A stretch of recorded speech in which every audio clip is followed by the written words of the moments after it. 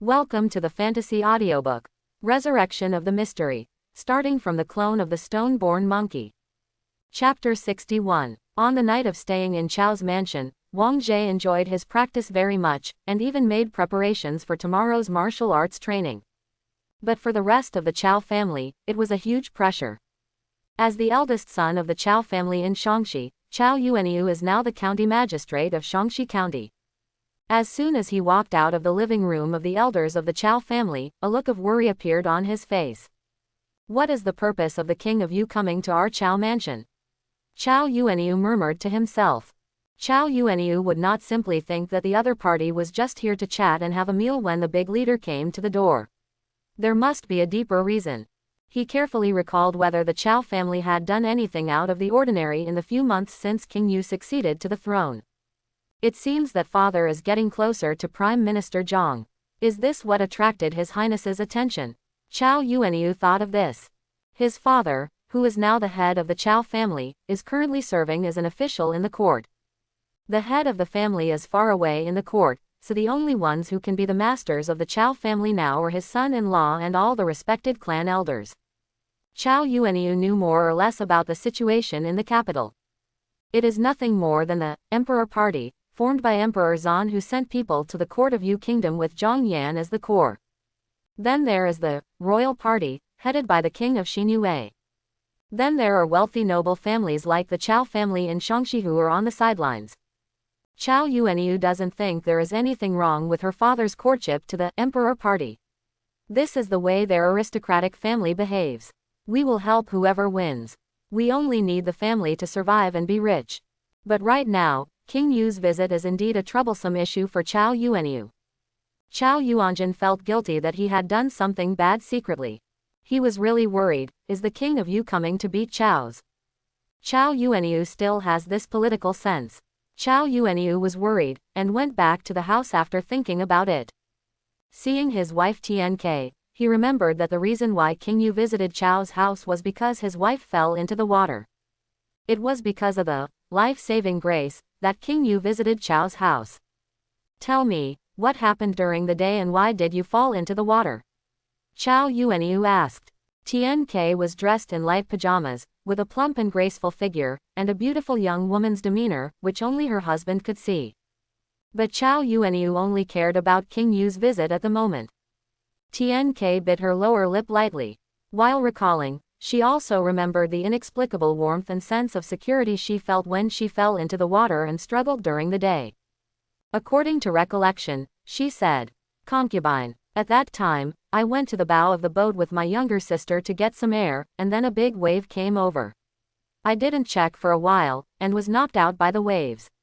I sank to the bottom of the lake after being dizzy, and was entangled by water plants. Fortunately, His Royal Highness's guards came to the rescue in time." Tianke didn't say anything about the giant dragon, she just thought it was her hallucination when she was drowning, so she didn't say anything. Chao Yuanjun frowned tightly upon hearing this, and asked in great confusion.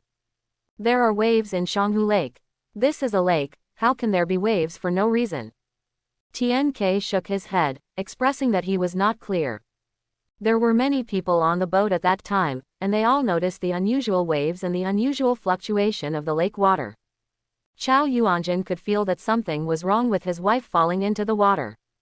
In addition to his wife's remarks, Chao Yuanjun also asked about Yaoer, who also went into the water to save people in the bone training realm Chao's nursing home.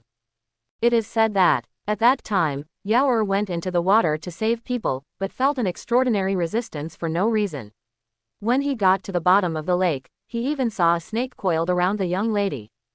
It was this big Zhao that roared at them, not letting them approach. The legend of goddess killing Zhao in Shanghu Lake is widely spread, and it is easy to associate with people. Chao Yuanjun asked. "Flood snake, Yaoer said that he saw a flood snake on your body." Tianke was taken aback for a moment, remembering the content of the hallucination he experienced at that time. "Zhao, like what?" Chao Yuanjun asked. Tian Qidai frowned slightly, recalling that bad feeling. The concubine was choking on the water very much at the time, and was very scared. "I had some hallucinations. I must have regarded the aquatic plants at the bottom of the lake as snakes." When TNK said that, Chao Yuanjun felt it made sense. Indeed, the evil dragon is just a legend of hundreds of years. And the most worthy of Chao Yuanjun's attention is the visit of King Yu after saving people. How could it be so coincidental that the King of Yu was there at that time, and even saved people, and then came to Chao's house along the way? Chao Yuanjun wondered if there was any connection, or even a conspiracy. Chao Yuanjun frowned, while TNK was undressing her husband.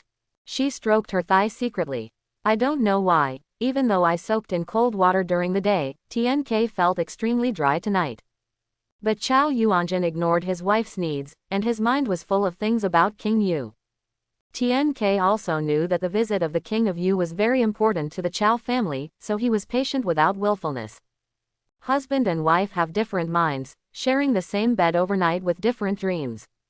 The next day, Chao Yuanjun went to ask His Royal Highness Yu Wang if he was eating well and sleeping well in Chao's mansion. And a cryptic question, when will you leave, Lord Yu? Our Chao mansion is grateful, Your Highness, you have no reason to stay in Chao mansion any longer, right? But Wang Ji's affairs were not done well, so of course he didn't plan to leave. As for the reason, seeing Wang Ji's expression was serious, he said solemnly. Magistrate Chao didn't know something.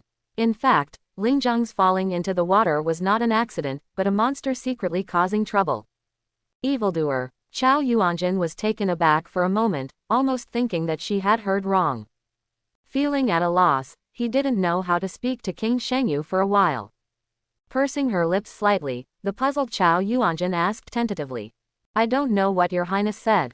Wang Jie heard the words, snorted lightly, and said coldly. Ji Yu said it was the evil dragon's resentment and rebellion. A few months ago, this evil dragon brought down natural disasters and wanted to destroy the harvest of the people of my Yu country. Fortunately, the lonely family of immortals helped them to rescue the disaster and snatch the harvest. But who knows that a few months later, the evil dragon's spirit was still there, and he wanted to make trouble, so Lingzheng was attacked by that evil dragon. Fortunately, this time, Ji Yu also got the guidance of the immortal family, knowing that this evil beast was going to do evil again, harming the people of my country of Yu, so I squatted on Shanghu Lake specially.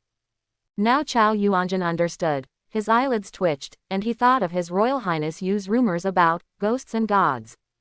Sure enough, when we saw each other today, we talked like a god. Seemingly seeing Chao Yuanjun's disbelief, Wang Jie emphasized. Yesterday, those two guards at the Changing Tendon Realm, as well as the Chao clan cultivating Bone Realm warriors, saw that vile beast appear underwater, right?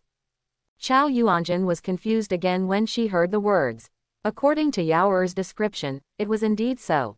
Could it be that there is really a remnant soul of an evil dragon making trouble?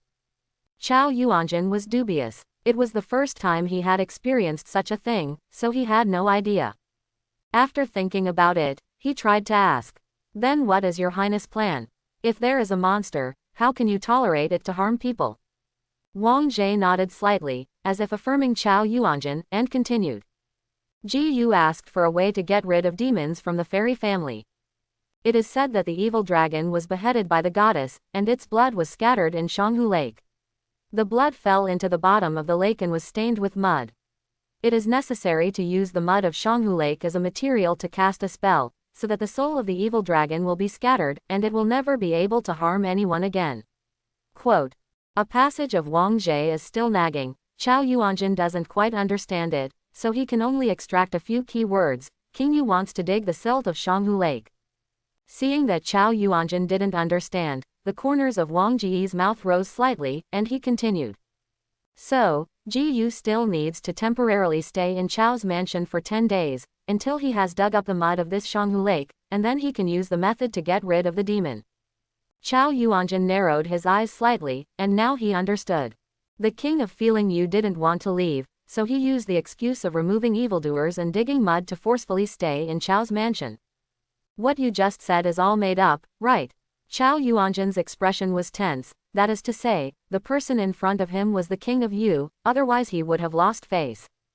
Excuse. It's all an excuse. How can there be so much ado about nothing? Do you really want to find fault with our Chao family? He was slandering in his heart, but Chao Yuanjun was not overjoyed. He asked politely.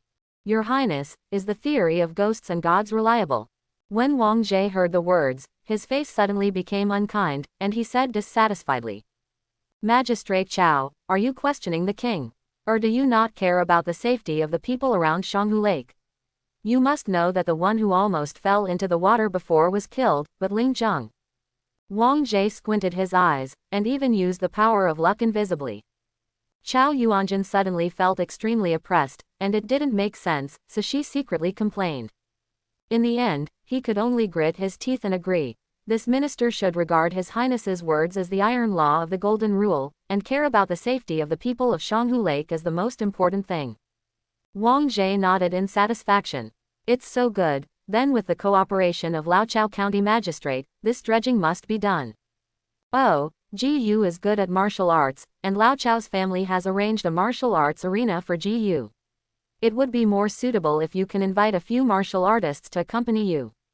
Practicing martial arts, digging mud.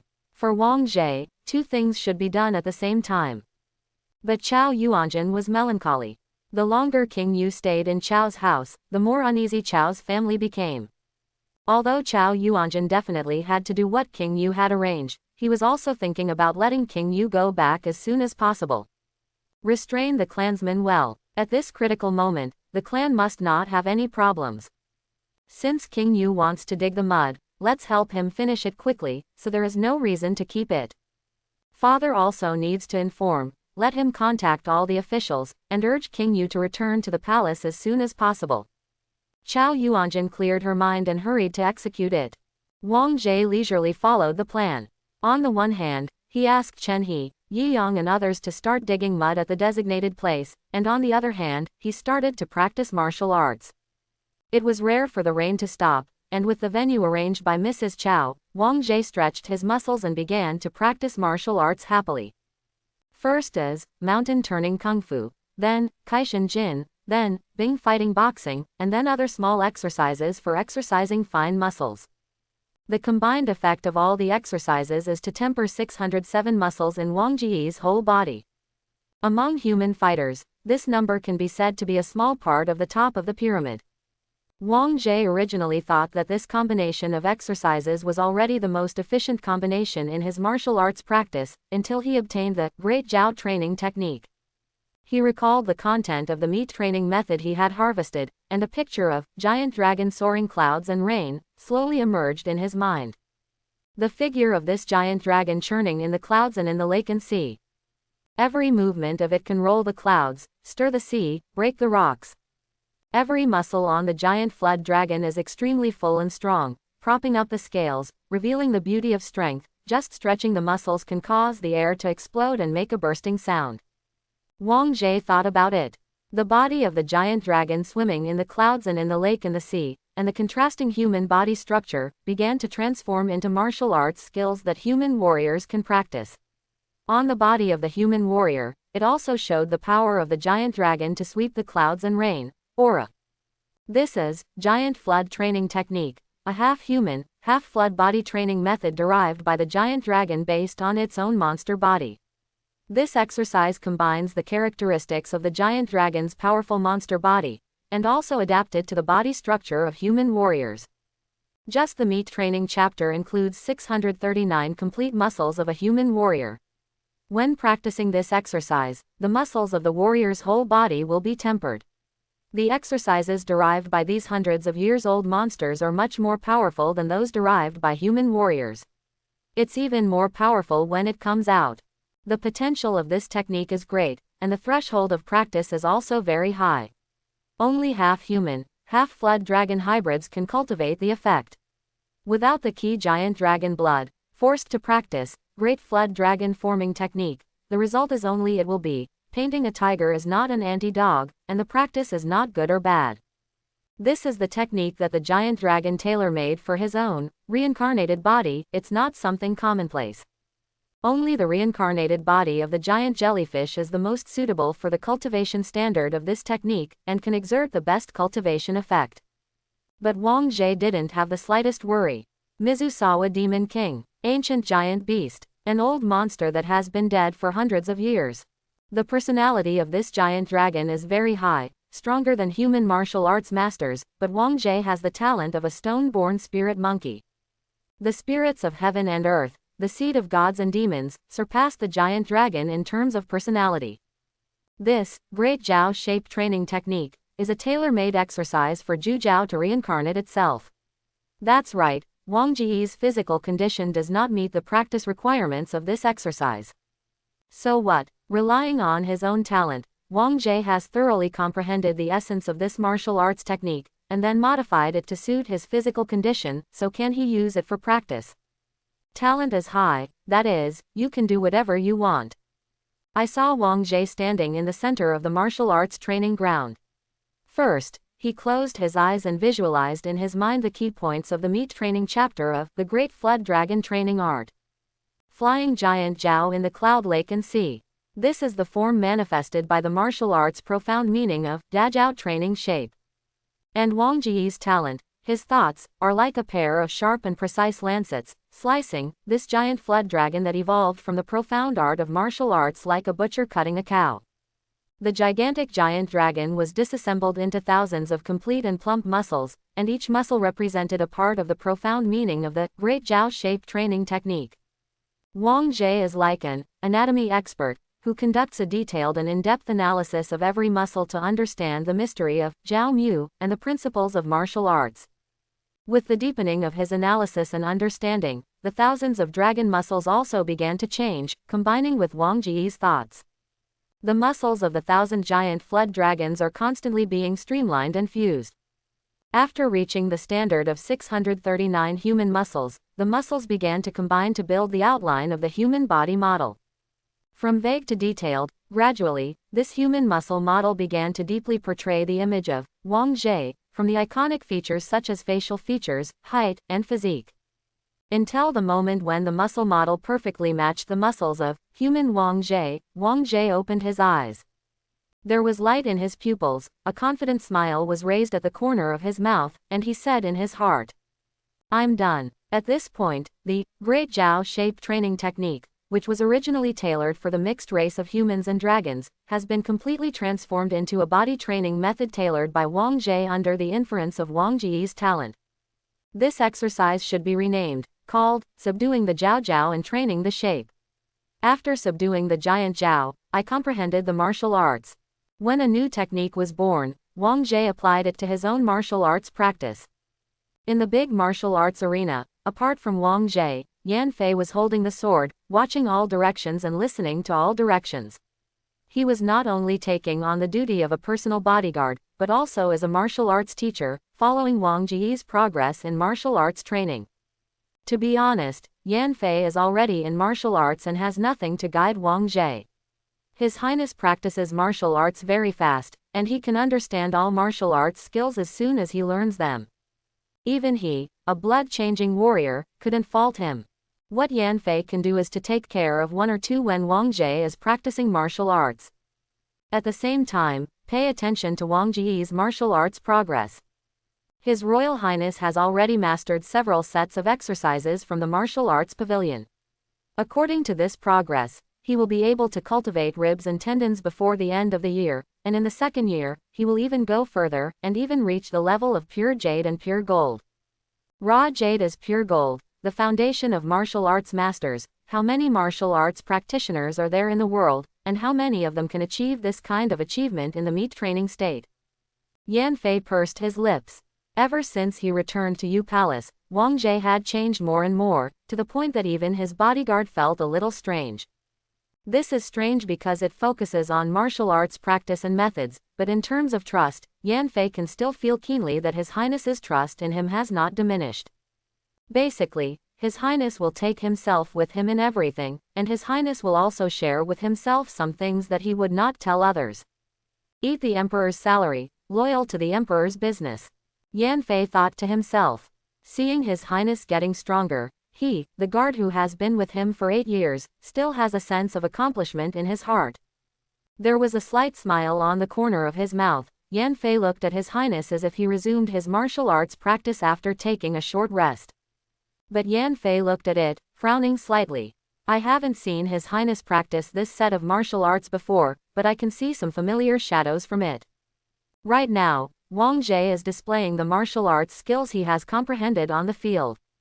Compared with mountain turning kung fu and Kaishan Jin, which are created based on the structure of human limbs, the blueprint of Wang Jie's subduing Jiao and training the shape is giant Jiao. Therefore, there is a bit more inhuman feeling in the martial arts movements. His back muscles are soft and tough like a snake, and his limbs are as tough as claws.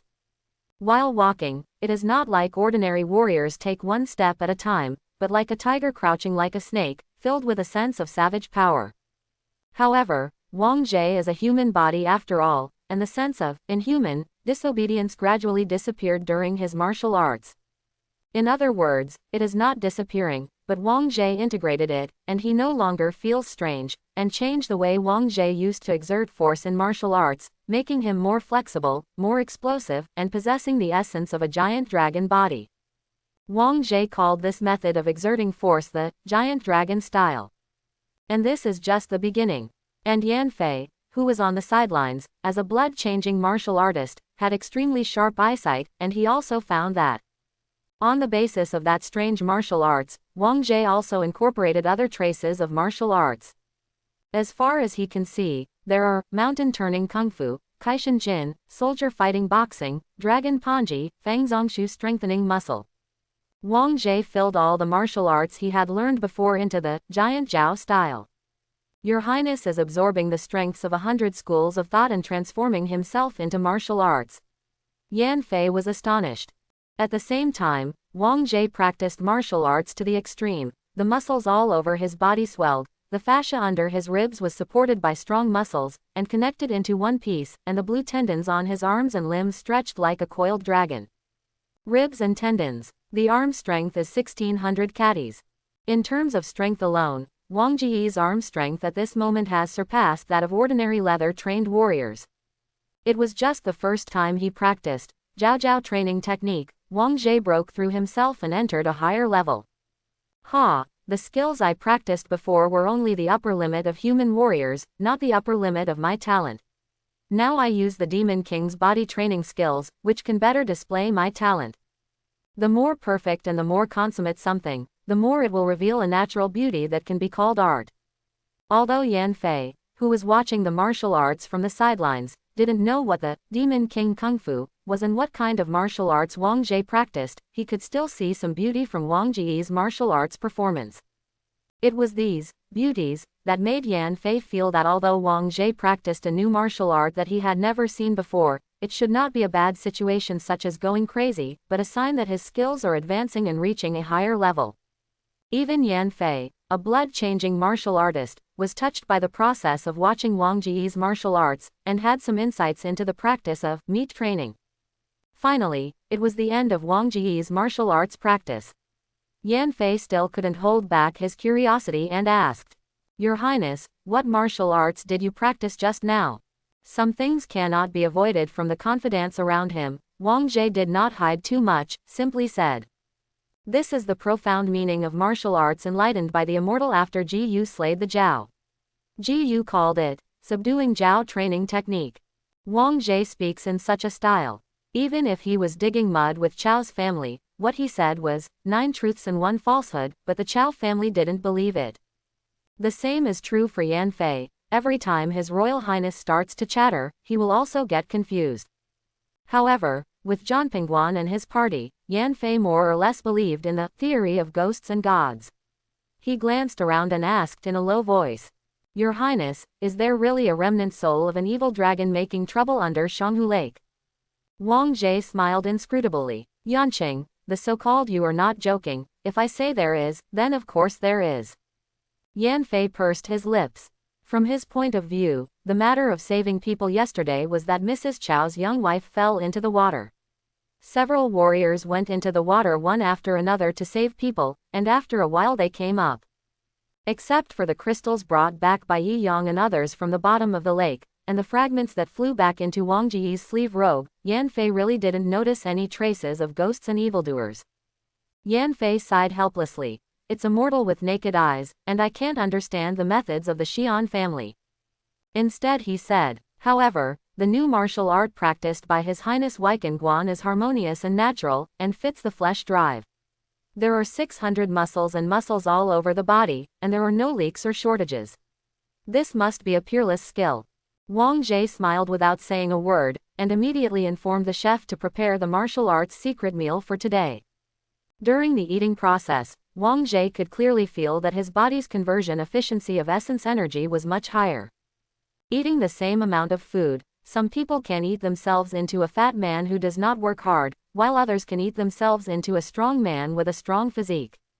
This is the efficiency with which food nutrients are transformed into power. Wang Jie found out that Jiao Jiao training technique raised his conversion efficiency by several notches. Yan Fei only observed with the naked eye that the subduing Jiao training technique is unusual, but as a practitioner, Wang Jie is the one who has personally experienced the extraordinary and refined aspects of this Demon King's technique. In martial arts practice, there is a saying that is widely spread. The first 3 states cannot be fast, and the last 3 states cannot be slow. The first 3 realms of practice correspond to the stage of human body growth and development from 8 years old to 30 years old. The flesh, skin and bones are gradually developed and perfected at this stage. If the flesh, skin and bones are all set before the age of 18, the body will not grow, and this person's martial arts practice will be stuck here. Therefore, the first 3 realms of martial arts can't be fast, and if they are fast, they will backfire and ruin the future of martial arts. And the last 3 realms can't be slow. That is, after the human body reaches the peak period of development, it will turn from prosperity to decline. After the age of 40, the energy and blood of warriors decline, and they must cultivate to the blood-changing state as soon as possible, so as to lock their own energy and blood, to resist aging, to maintain the peak state, and to have a chance to reach a higher level. Therefore, all warriors in the last 3 realms are basically people after the age of 30, and those before the age of 18 are basically in the flesh training realm. Wang Jie also thought so before, thinking that he would have to be 35 years old at the earliest to reach the realm of a martial arts master. After all, he is only a human body. Practice step by step. At most, it is within this framework to reach the limit of the theoretical practice of the human body. But I understand now. It's just the limitation of mortal martial arts, it's just the framework of mortal martial arts, and the martial arts of the Demon King level can break through this limitation and transcend this framework. The short board effect is especially obvious in the process of martial arts practice. But this is already in the past tense, that is the limit of mortal martial arts, not Wang Jie's limit. With the Demon King's Kung Fu to make up for a shortcoming, the effect of Wang Jie's learning talent of gods and demons will become more obvious. I can feel that my body muscles are growing faster during the process of cultivating the subduing Jiao training technique. This effect is at least 3 times that of mortal martial arts. Only Wang Jie's talent for learning, the seed of gods and demons, can control the effect of this Demon King's body training technique. According to this efficiency, Wang Jie probably won't need the end of this year, and he will be able to complete raw jade and pure gold in just 10 days and a half. That's not even counting. After hatching the viper, you'll get the digestion talent that can swallow gold into iron. After you've cultivated the viper avatar, you'll be able to reach the 6th realm faster. Wang Jie's goal for his martial arts practice has always been martial Dao Grandmaster, and even a higher level above that. After all, as the king of Yu, he really didn't need to do it himself. For things like hand-to-hand combat, just call the guards if necessary. The so-called son of 1,000 gold does not sit in the court, but it has really reached the critical moment when the emperor guards the gate of the country and the king dies in the country. It's just that the strength of the warriors in the first 5 realms is not enough to turn the tide. They must be in the realm of martial Dao Grandmaster. Therefore, Wang Jie's goal has always been to be a martial arts master. He thought it would take more than 10 years to achieve it, but the appearance of the Demon King Kung Fu greatly improved his practice efficiency. The rapid progress in martial arts made Wang Jie feel excited. While staying in Chao's residence, he focused on practicing martial arts, increasing his arm strength efficiently, at an exaggerated 40 jins per day. By the 5th day, Wang Jie's arm strength reached 1,800 jins, more than half of the progress in achieving Ruyuhun Jin. At the same time, the progress of Yi Yang and Chen He to salvage the silt continued. The salvage area selected by Wang Jie is located at the core of the buried Jiaogu. The silt in this core area contains the most abundant dragon bone essence, and it is the best fertilizer. The promotion efficiency of martial arts is definitely indispensable to the sufficient supply of secret food. The Yu King's internal funds are currently able to support my needs in the meat training realm, but in the next few realms, if we want to maintain a high-speed promotion, we must have more secret food. Developing the use of these silt fertilizers is to ensure the efficiency of my martial arts practice. According to the difference in quality, Wang Jie divided the silt on Jiaogu into special product area, top product area, middle product area, low product area. Among them, the special product area is the silt in the core area closest to the Jiaogu burial, where the Jiaogu essence is particularly abundant. Then expand outward with the core area as the center. The farther away from the core area, the worse the quality of the silt. In order to realize the freedom of martial arts secret food, Wang Jie asked Chen He, Yi Yang and others to collect about 8 cubic meters in 4 days in the special product area. He simply calculated, and added some experience from Blue Star's hometown in his previous life. He used about 50 liters of ordinary water and fertilizer for 1 mu of land, and 8 cubic meters of water and fertilizer could cover 160 mu of land. Under normal circumstances, 4 mu of land can produce 1 stone blood crystal rice, which is the output of ordinary farming, and the land has to be left fallow for 2 years. Wang Jie is not sure how effective the Jiaogu mud is, and how much is the most appropriate amount for each mu of land. But if it is used properly, it will definitely double the output of martial arts secret food. Ordinary chemical fertilizers can increase the yield of crops by 5 times. Using special grade Jiaogu silt, how much more can the increase be? My most conservative estimate is that the dragon bone mud in the special zone should at least increase the production by 10 times, right?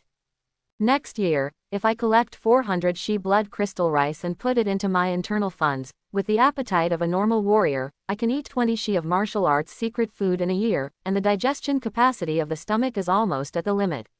And if I have free control 400 secret food, that is enough for one person to practice martial arts for 20 years. In 20 years, as long as he is talented enough, a martial artist at the meat training level is enough to transform the 400 stone martial arts secret food into a blood-changing level cultivation base. Quote. This is Wang Jie's calculation. The energy provided by 400 stones of blood crystal rice is enough to create a blood-changing warrior. On the basis of this calculation, Wang Jie thought of the snake avatar he had prepared. The digestion talent brought by the snake can allow Wang Jie to eat a large amount of food, absorb more energy, and shorten the time for practicing martial arts. This is just Wang Jie's most conservative estimate. After all, he hasn't tested the mud effect yet. Even, he has only collected 8 square meters of silt in the special product area. Compared with the 100-meter volume of Jiaogu and the silt layer with an average thickness of 90 centimeters, the 8 square meters of silt is less than 1/50th of the overall special product area. Besides the specialty area, the silt in other areas also has an effect, and the amount is larger. Wang Jie also collected silt from other areas as test samples to test the specific effects of silt from each area on increasing the output of martial arts secret food. In the future, when I cultivate to the state of cultivating viscera, I should not have to worry about the need for martial arts secret food, and even have room to use enough martial arts secret food to cultivate clones. Wang Jie remembered that the preparation for the snake avatar possessed that trace of the blood of the snake. It seems that if you want to cultivate a snake to the size of a mountain, 400 stones of martial arts secret food every year, it seems that it is not enough. But if you really want to be able to cultivate ancient giant beasts, the upper limit of the force here is the highest. In the human world of martial arts masters, I am no less than mastering the weapon of destroying the country, so I can be invincible in the world, right? Wang Jie imagined a bright future, but the current practice is still down to earth and hardworking. Practicing martial arts during the day and nourishing the soul at night, at the same time directing Chen He Yiyang and others to mine mud. Even in the Chao family compound, it didn't affect his daily plan at all. However, Wang Jie's practice is comfortable, and the Chao family is under great pressure, which makes almost every Chow family feel anxious, and they are paying close attention to Wang Ji's every move almost all the time. Sister-in-law, Your Highness has been staying at our house for 4 days, right? Well, my husband said that His Highness wants to do something in Shaanxi County, and it will take about 6 or 7 days. On the Chow's pavilion, Chao Xin and TNK, 2 female relatives, looked at the courtyard where Wang Jie practiced martial arts through the window at a short distance. There, Wang Jie was arranging several martial artists at Chow's house to conduct actual combat exercises. As a warrior, how could he not have experienced actual combat acting? Wang Jie asked Chow's family to arrange a few nursing homes for actual combat. The scene of the fight was quite intense. It was actually Wang Jie fighting against 8, and it was still a real fight. This scene fell into the eyes of the 2 female relatives of the Chow family, and they couldn't help discussing. Your Highness is really good at martial arts.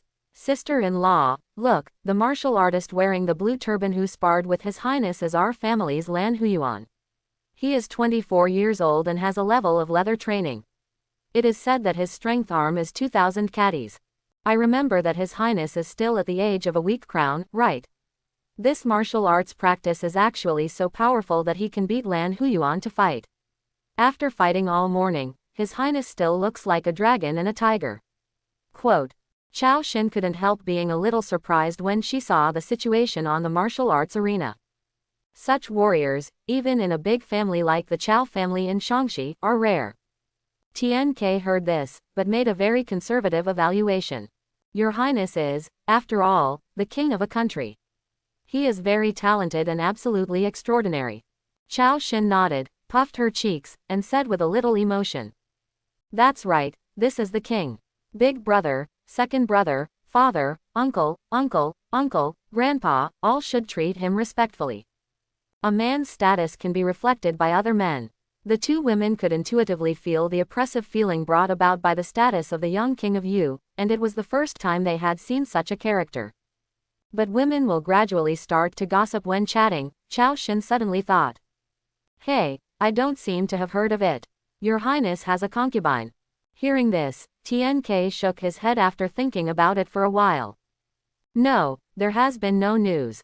At this time, there was another sound from the martial arts arena. The second daughter saw that His Royal Highness King Yu punched the guard who had the skin practicing realm into the air, causing the latter to fly upside down, and fell to the ground and slid a distance of 5 or 6 meters. Surprised by such a violent scene, the 2 female relatives lightly covered their red lips, and Chao Xin whispered. Your Highness's strength is really great, even warriors in the leather realm can't help him. Reminiscent of the topic they were talking about just now, Chao Xin complained again. I really don't know whose family's daughter can be favored by His Highness. This big girl with yellow flowers blushed as she spoke, obviously a pun. As a young woman who has eaten and seen before, TNK whispered a popular science to her sister. Warrior's strength can be retracted freely, unless it is done deliberately, it will not hurt the female body. As a virgin, Chao Xin was shy and curious about this topic. Right now, the 2 female relatives are alone, and it is okay to have some private conversations. As TNK said, her lips and teeth were a little dry. It's because her husband, Chao Yuanyu, is too busy and worried these days, and has no energy to be considerate of herself. In addition, during the past few days when I was sleeping, I had frequent spring dreams. The content of the dreams was grotesque, embarrassing and unethical, but they were particularly exciting. Dazed for a while, TNK blurted out, Little sister, if you are curious, why don't you enter the palace? Chao Xin was taken aback for a moment when she heard the words, and when she realized it, her head shook like a wave drum. No, it's said that once you enter the palace, it's as deep as the sea. How can I win over other women in the palace? I'm still clumsy. Chao Xin quickly vetoed it, and complained. And daddy won't agree, right? Her attitude was so obvious that TNK realized that he seemed to have said something wrong, and apologized with a smile. What my sister-in-law just said was a joke. Serving the prince's family is indeed not an easy task. When it came to the topic of in-laws, the 2 women became slightly depressed. The female family members of such a big family like them have very limited choices in choosing a husband, most of them are based on the political needs of the family. Tian Ke himself was like this, but fortunately, the person he entrusted was also a good match, and he didn't suffer any grievances. But this kind of topic became more and more wrong, and Tian Ke also felt uncomfortable, so he changed the subject and said, "Let's not talk about it. I remember that this season is when the moon red blooms. The female workers must have picked the flowers and made them into rouge powder. Why don't we go to the street to have a look?" This topic is exciting, and Chao Shin immediately became interested. Let's go to the street." The two female relatives left. And in the martial arts arena, Wang Jie defeated several warriors in the leather training realm one after another. This kind of competition is not as good as a life and death fight, and those skin practicing realm guards didn't dare to really kill the King of Yu. Although the strength of actual combat is limited, Wang Jie can still be sure that he only uses martial arts and has the basis to kill enemies by leapfrogging. The Demon King's skills plus the talent of gods and demons, this is Wang Jie's confidence in practicing meat and leather. One hit 8, the wheel battle all morning, Wang Jie is still full of energy. Today's martial arts practice is almost done. Wang Jie clapped his hands and signaled Yan Fei with his eyes. Yan Fei took out a few gold leaves from his bosom and handed them to those accompanying martial arts practitioners as a reward for being the King of Yu. The trainees received the reward and left. Wang Jie felt a sense in his heart, and a smile appeared on the corner of his mouth. He said to Yan Fei and the Chao family, "Staying in the house these days, I'm tired of being lonely, so why not go out for a walk? I also want to see the people's sentiments in Shaanxi." Just now, Wang Jie secretly used the eye of mingling to notice that Chao Yuanshu from the Chao family was about to do those dirty things. Shaanxi County, Keili Village, Farmer Baijia. Before dawn. A boy with a wheat-yellow complexion, wearing a patched gebu clothing, straw sandals, and a branch pin to his belt, was counting the rice at home. The boy's name is Bai Zhen, and his family has 30 mu of susukita. This year, he plowed in spring and summer in 2 rounds of sowing, and harvested in 2 rounds. After paying the field tax, the family has 67 shi of rice. In his family, besides himself, there was a brother and sister-in-law, and other relatives died one after another due to various natural and man-made disasters. Although the family is unfortunate, Shirain still lives well with his sister-in-law. Right now, Shirain is counting this year's harvest. Of the 67 shi of grain, 36 shi should be reserved for 1 year's rations for himself and his sister-in-law, and 3 shi should be reserved for the next year's rice seeds. Therefore, the rice that can be used as a commodity and sold to others is only 28 shi. According to today's grain collection market, it can be about 1,600 yuan. To be honest, Bai Zhen should be happy to have these harvests at home. This year, compared with last year, the same 30 mu field has increased by 8 stones. Thinking of this, the boy sincerely thanked the young Lord Yu Wang. If it wasn't for this king, who was guided by the gods in early July to lead them, the common people in the fields, to fight against the flood in time, then this year's harvest may not be optimistic, and I am afraid it will be cut in half. However, the harvest was so good, but the boy couldn't be happy, because in June this year, his sister-in-law borrowed money. Today, 3 months later, the amount to be repaid with interest is very high, 5,000 yuan. The young man plowed in spring and harvested in autumn, but in the end he only earned 1,600 yuan, which could not fill this hole at all. This made the teenager anxious and guilty, because his sister-in-law borrowed money to treat himself. The young man couldn't help recalling that in June, when he was farming in the field, he accidentally dug out a bronze mirror from the field. The young man saw that the bronze mirror was exquisitely crafted, with a smooth mirror surface and clear portraits. Thinking that he had found a treasure, the boy happily took it home, planning to wait a few days to go to the market, sell the bronze mirror for a good price, and subsidize his family. But the bad things started here. On the second day, the young man felt weak all over his body, as if he had contracted a serious disease. The young man almost thought that he was going to die. It was his sister-in-law who sold everything that could be sold in the family. The cattle in the family, including the mirror, went everywhere to find a doctor, buy medicinal materials, and buy tonics. After spending a lot of money and even borrowing money, the young man came back from the gate of hell. His life was recovered, but the family was also poor and owed usurious debts. The boy is now worried about paying back the money. Where can I find money to fill this debt hole? While the boy was thinking, he was packing the rice into sacks and putting them into the cart. 27 she of grain weighs about 2,000 catties, which is not a small weight. The family has no cattle, and the boy is only 13 years old this year. There are 9 miles of dirt roads from the village to the county, and the journey is not easy. But the boy was not worried, because since he recovered from his illness, he found that his strength had inexplicably increased a lot. It is also because of this that he, a 13-year-old boy, can plow 30 mu of land by himself with a plow in the absence of cattle.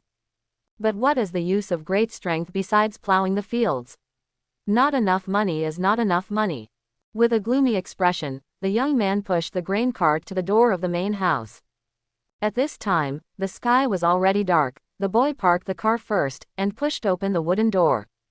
Inside the house built with thatched wooden boards, a young woman is using clean linen to pack yesterday's baked potcakes, which are to be eaten on the way to the market.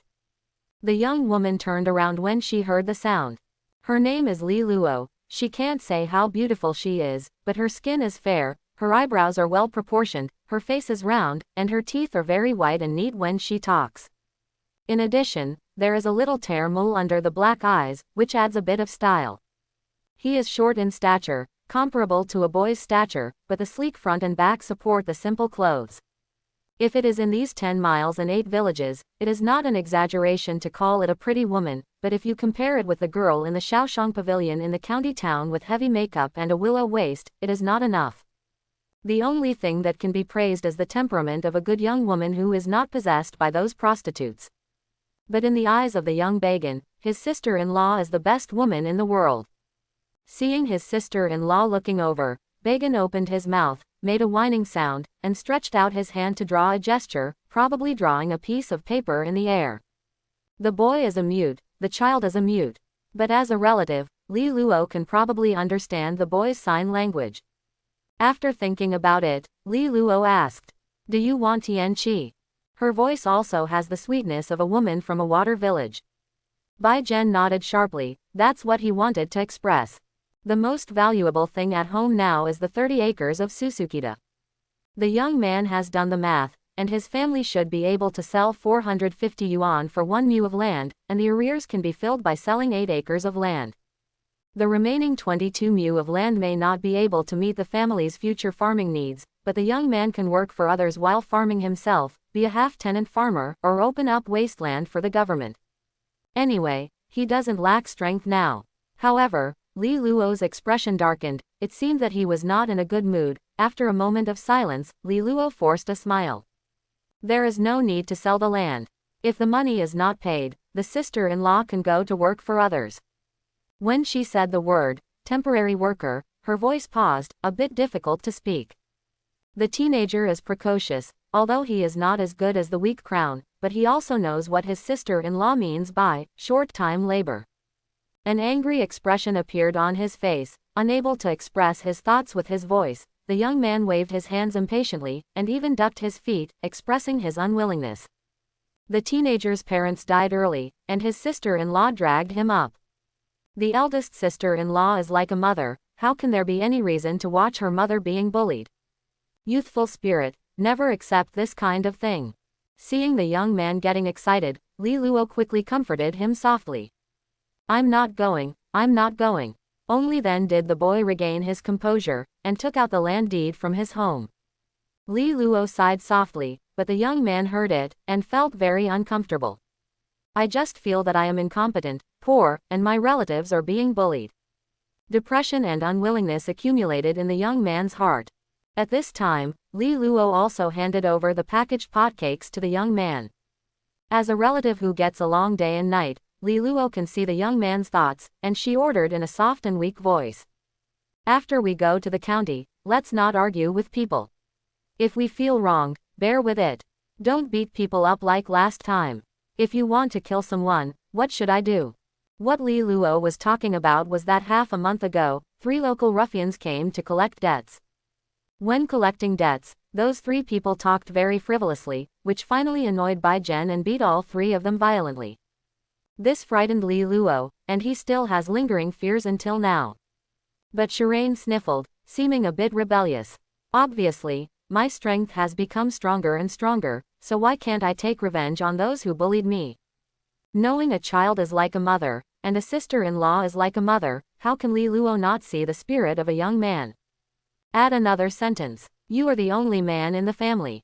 If you are involved in a lawsuit and you are arrested, your sister-in-law is a woman, and you will be killed. Hearing this, Bai Zhen's face was tangled. He naturally knew what eating a huge household meant. After letting out a sigh of relief, the young man nodded, promising that he would never cause trouble. Li Luo breathed a sigh of relief. Before leaving home, the two went to worship on the enshrinement tablet at home. The god enshrined on the top is a cobblestone. This is to point to the stone fairy of King Yu, and the villages near Shanghu Lake spread the word that this stone fairy can protect the harvest and avoid disasters. So Li Luo and Bai Zhen bowed before going out, hoping that the stone god would bless them. The position of the sun changes as the day progresses to the time of noon.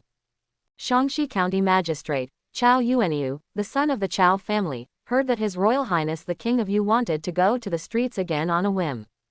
Now, he, the county magistrate, didn't even handle official business, and hurried back to Chao's house from the yamen. If your highness wants to go out for a parade, why not have one or two officials accompany you? Chao Yuanyu asked nervously. Wang Jie seemed to think about it, and finally nodded and said.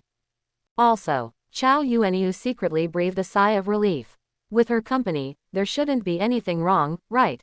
But when he was thinking this way, he suddenly noticed that His Highness frowned, as if he had discovered something interesting, and the corners of his mouth were slightly raised. Chao Yuanyu just let go of her heart, and suddenly mentioned it. Why does His Highness laugh? However, in Wang Jie Mingling's eyes, he saw a man and a woman in the grain store on the street 2 kilometers away. That was Chao Shouju's goal, Wang Jie noticed. There is nothing strange about women, but there is something wrong with men.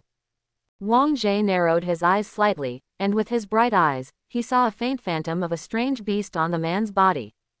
It looks like a human face, horns and claws of a tiger, and there are scales on the back and tail, which is very strange. Sharing the innate characteristics of the stone-born spirit monkey, Wang Jie took a look at it and knew the name of this strange beast. This is really amazing. I went out for a month. First, when I went to Lui County, I encountered tens of thousands of corpses in Jianping Pass, which produced a filthy, Wangguijian, and then I picked up a snake with the blood of a mountain beetle. Egg. When I went to Shaanxi County, I originally wanted to simply dig up the mud, but in the end I ran into the evil dragon and reincarnated. But right now, I actually see the phantom of a strange beast appearing on an ordinary farm boy. Wang Jie recalled the month when he was out of the palace, and encountered special things too often. Tisk, why do I feel that I have become a magnet, and all kinds of ghosts will hit me? This is really not right.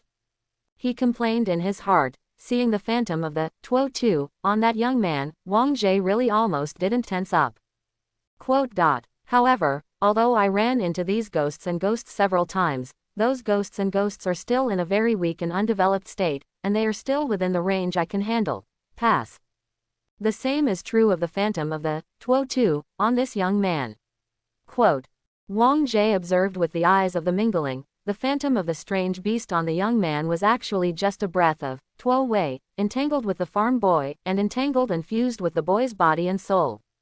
But the breath of this strange beast is quite weak, and the physique of the boy is not as good as that of a martial artist in the flesh training state.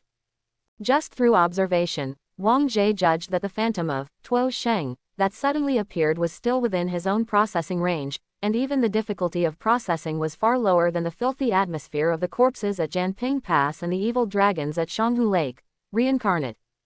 So Wang Jie didn't feel the pressure, but instead wondered where did the aura of Tuo Wei come from? How did he bump into a peasant boy? It also happened to be related to Wang Jie's beating of Chao's in Shaanxi, killing chickens to make an example of monkeys. Come on, I'll go shopping in the street. With a smile on his lips, Wang Jie took the guards and magistrate Chao to the street together. Wang Jie was full of anticipation, but Chao Yuanyu was a little uneasy. It is rumored that His Highness has the ability to invite immortals and ghosts. Although these are all false rumors, on the day of returning to the country, His Highness was able to obey the princes of the court, and even won the hearts of the people of Shanghu with a flood. King Yu, your highness definitely has some tricks, I must not take it lightly. Chow Yuanyu kept reminding herself in her heart that she must not underestimate the other party just because she was young, and she had to stay alert and be careful.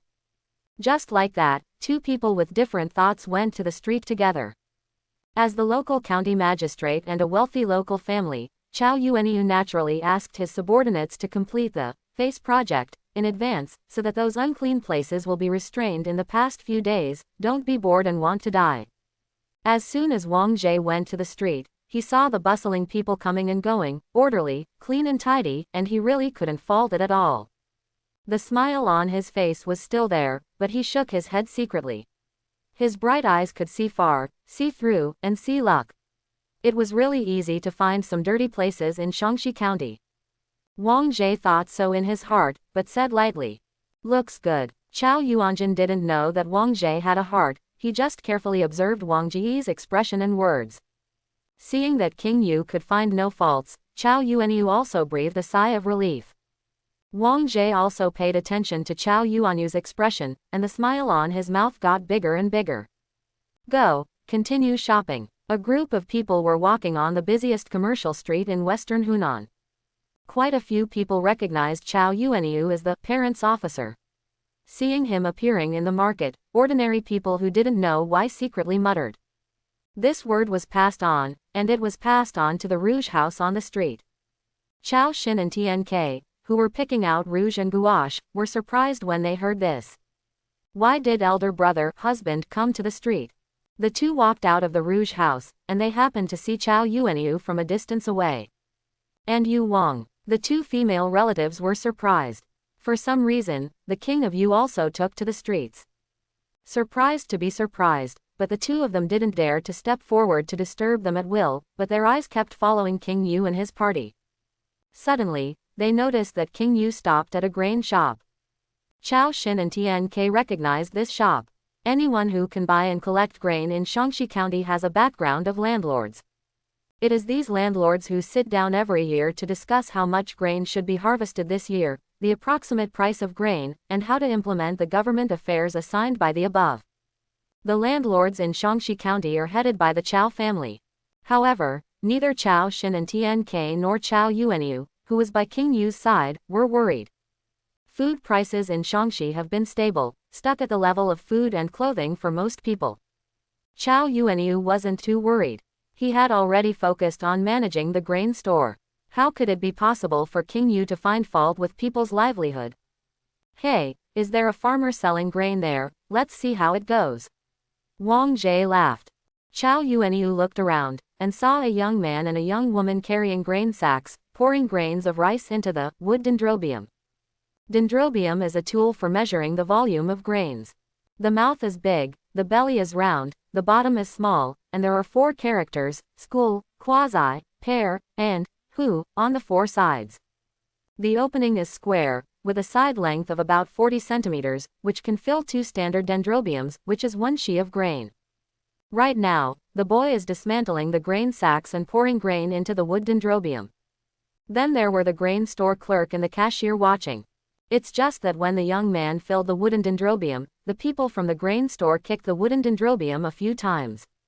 It is said that the wood should be filled with grains, and no gaps should be left.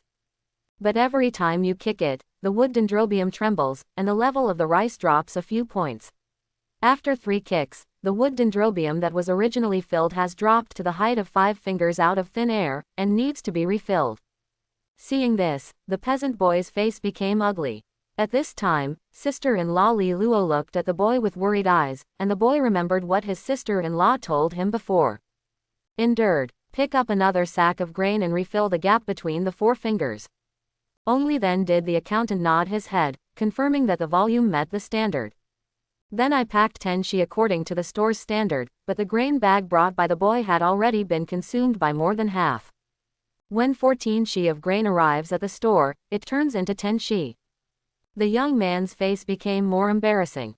Every time the grain store clerk kicked the wood dendrobium, the young man's eyelids twitched, and his face became gloomy. It seemed that what was being kicked was not the wooden dendrobium that contained grain, but the boy's heart. When all the food was loaded, the store only counted 20 she. But this is not over yet. Another grain shop clerk picked up a handful of rice, rubbed it in his hand, frowned and said, "By dum, your rice is not plump and round enough. You have to pay the price of the next grade rice, 50 yuan per stone. 20 shi, 50 renminbi, and selling grain is worth 1,000 renminbi." The young man who couldn't express his emotions in words gritted his teeth and clenched his fists tightly.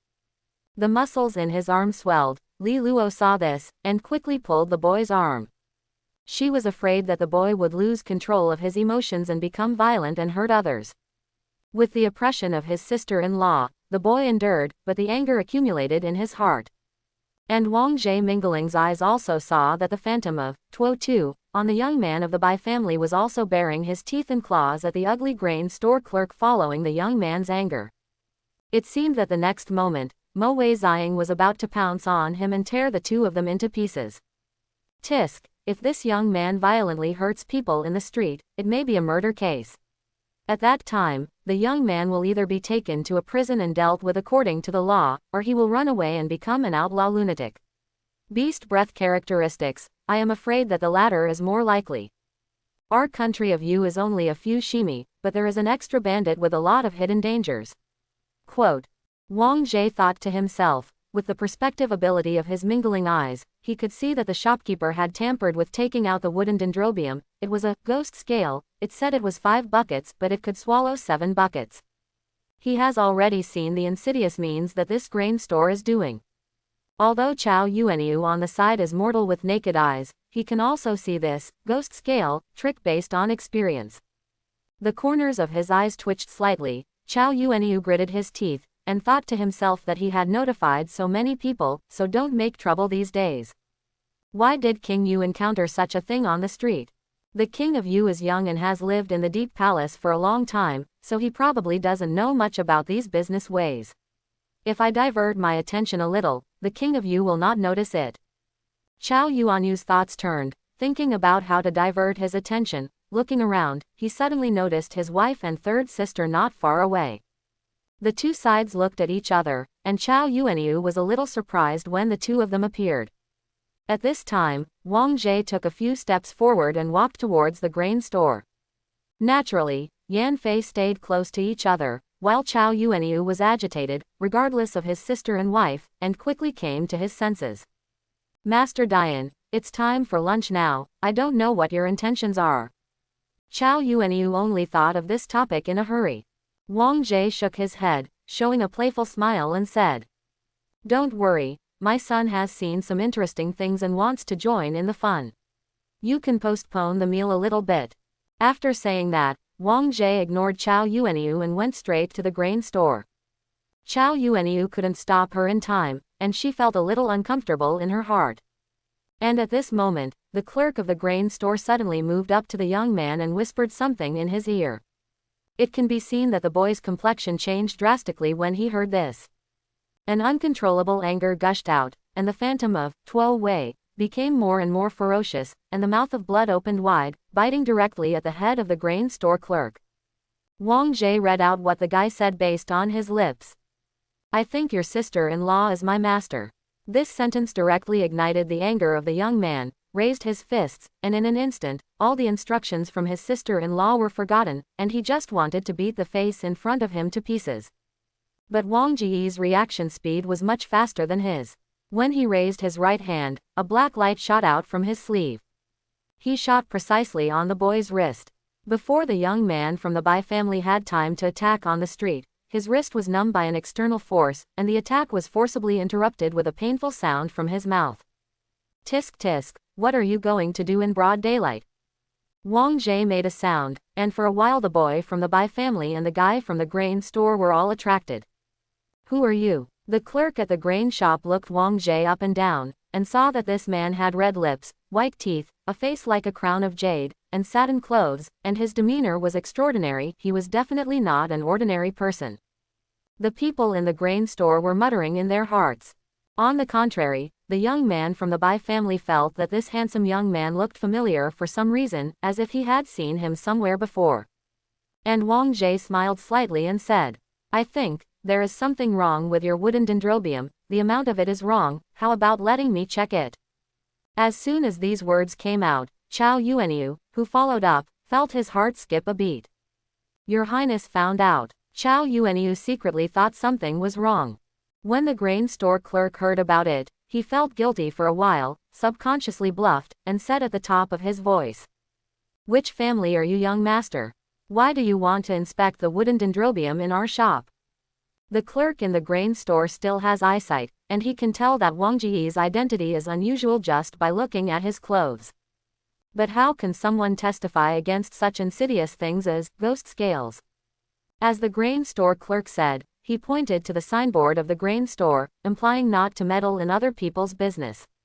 Wang Ji's expression was subtle, and he could not help laughing. He didn't say his identity, but turned sideways and looked at Chow Yuanyu behind him. Previously, Wang Jie was walking in front, and Chow Yuanyu was walking in the back. The grain store clerk only noticed Wang Jie at the first time, and only now did he see the people around Wang Jie. Hiss, isn't this Magistrate Zhou? The clerk in the grain store was in a daze, not only noticed the embarrassment on Chow Yuanyu's face, but also saw that the county magistrate Chow followed suit, always half a body behind the young man in front of him. Hiss, Magistrate Chow actually wants to keep this person company. The grain store guy was also good at observing words and expressions, but he noticed something was wrong just after noticing these details. No, this young master, this son's status is higher than Magistrate Chow's. Ah, Chow County Magistrate, and this son, the two adults and young ones. The clerk in the grain store stuttered, his face turned pale, and his hair stood on end, as if he had seen a ghost. Magistrate Chow, I want to test this wooden dendrobium, can you see if you can? Wang Jie asked lightly. Chow Yuanyu's eyes flickered, and his thoughts turned for a moment. The next moment, his face became serious, and he directly reprimanded the grain store clerk. Prince Wang wants to test it, so you can show it to Wang Gongzi, right away. Chow Yuanyu's tone was fierce and his words were heavy. The grain shop assistants looked at each other as if struck by lightning for a moment, with their heads down, as if they were at a loss like some quails. Of course they knew what kind of crime they would be convicted of if they were caught for bullying the market. They didn't dare to make a sound, and seemed at a loss. Seeing this, Chow Yuanyu frowned, her face was gloomy, and she scolded dissatisfiedly. Why, what's so tricky about it? If you deceive and conceal the report, then you will be more guilty. Chow Yuanyu has a lot of authority at the moment, and he is not as respectful as he is to the king of Yu when facing a few young men. Threatening words, the apex of the hearts of a few guys seemed to be hit hard by a sledgehammer, their eyelids twitched, their faces were pale, and cold sweat broke out. The county magistrate interrogated him like this, and the uncle and sister-in-law of the Bai family who were on the side also didn't expect it, and they were very surprised. Both Li Luo and Bai Zhen recognized the official uniform of County Magistrate Chow, knowing that it was a senior official. But Bai Zhen didn't like this high official very much, because the Chow Shokshu who bullied his sister-in-law was from the same family as the Magistrate Chow. The young Bagan cared more about the handsome young man who spoke out for him. Bai Zhen is a mute, and he doesn't dare to cause trouble, so he can only endure it. He also wants to angrily reprimand these bullies in the grain store for their lack of money and oppression of themselves. But he can't. In addition, Bai Zhen felt that this handsome young man was very familiar, as if he had seen him some time ago and couldn't remember it for a while. Both grateful and curious, Bai Zhen focused his attention on the handsome young man. At the same time, passers-by on the surrounding streets noticed what happened here, and instinctively turned into melon eaters watching from a distance. This includes the two female relatives of the Chow family. They were startled, they didn't know what happened to the grain store related to their family, it seemed to make King Yu unhappy, embarrassing and annoyed Chow Yuanyu. Onlookers have different moods. At this moment, there was a plop. It was the guys from the grain store who knelt down. They said weepingly, "The grass people are guilty. The grass people are guilty." I waited for a few people who were greedy for money, so I teamed up and secretly changed the capacity of the wooden dendrobium. This wooden dendrobium said it could hold 5 buckets, but in fact it could swallow 7 buckets. The grass people used this method. Cheat farmers in private, seek personal gain, and ask the county magistrate to punish him. Chow Yuanyu's face was embarrassed when he heard this, and he seemed to be angry. he scolded. Absurd, really absurd, cheating, deceiving the public and ignoring the law. Who else is doing these dirty things except you guys? Call me out. The harsher the county magistrate's voice, the deeper the guys knelt and kowtowed. It's just us. We exchange the defrauded millet for money for drinking wine. The grass people are guilty. The grass people are guilty. It's the grass people who were deceived by the lard and did such an outrageous thing. Several guys trembled, kowtowed and banged, and Magistrate Chow also trembled with anger. But the boy by general was slightly taken aback, and he suddenly realized that what these guys said was wrong. How could these fellows lie to their millet for wine money? It was clearly Chow Shokshu who forced his sister-in-law to bow down to the one behind the scenes. Bai Jen's eyes were wide open, he opened his mouth, and subconsciously let out a sobbing sound, and even made gestures with his hands. This is not the case, these people still have mastermind behind the scenes. But he is a mute after all, unable to blurt out what he wants to say. Outsiders can't understand his sign language and think he is dancing. Bai General was in a hurry, but after thinking about it, he became depressed again. The young man also understands that Chow Shokshu is a member of a big family, and no one wants to provoke the Chow family. Even the guys from the grain store who were instructed by Chow Shokshu are keeping their tongues tight and taking the blame on themselves. They dare not involve the Chow family at all. Come in. Bai Jen kept his mouth shut and let go of his hands. In fact, it would allow him to bring rice and sell it at a normal price, and pay off his sister-in-law's debt. Don't let the blame fall into Chow Shokshu's hands, and he would be satisfied. There is no need to ask for anything else. When Bai Jen comforted himself like this, he suddenly felt a sharp gaze. This gaze seemed to have substance, like a sharp sword, piercing Bagan's body. The young man suddenly felt that his whole body seemed to be seen through by this gaze. The young man was shocked, and when he came back to his senses, he saw that it was that handsome young man. Shirane opened his mouth and made a confused sound. At this time, Chow County Magistrate also came to make a final conclusion, and convicted these grain shop assistants. According to the law, how many of you should wait? Although the few grain shop assistants knelt down on the ground, looking trembling, they were actually relieved. If they were just swindling and abducting according to the law, although they would inevitably be imprisoned, they would not be killed. But if Chow Shokshu was confessed, it would offend the Chow family. And offended the Chow family, and still want to get along here in Shaanxi. Dreaming. These guys from the grain store are very shrewd. They just secretly thought that it was unlucky for them to bump into this noble young man, whom Chow County Magistrate should be respectful to. The two female family members of the Chow family, who were separated by a distance, also breathed a sigh of relief, secretly thinking that this unexpected incident can be regarded as a surprise without danger. When everything seemed to be satisfactory to him, Wang Jie said, "Hey, County Magistrate Chow, don't rush to make a conclusion. I still want to ask these people what's going on." This Magistrate Chow was at a loss for words at first, then stepped back half a step, and asked King Yu for instructions. Then let the young master decide. Chow Yuanyu was very decisive, but he secretly signaled the guys in the grain store with his eyes that they must not say anything that should not be said. The guys understood by heart, and they naturally picked up which is more important, and they have made up their minds not to involve the Chow family. In this situation, Wang Jie said, "Let me ask a few of you guys, secretly changing the wood dendrobium and defrauding farmers, is it what you guys did?" The guys heard the words, and according to the original plan, of course they had to respond directly. But just when they were about to speak, a great pressure appeared in their hearts for no reason.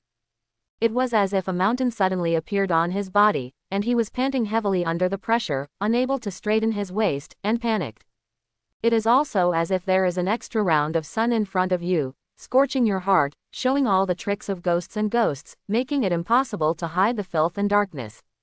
Every word spoken by the person in front of him is like thunder and thunder, shocking people's hearts.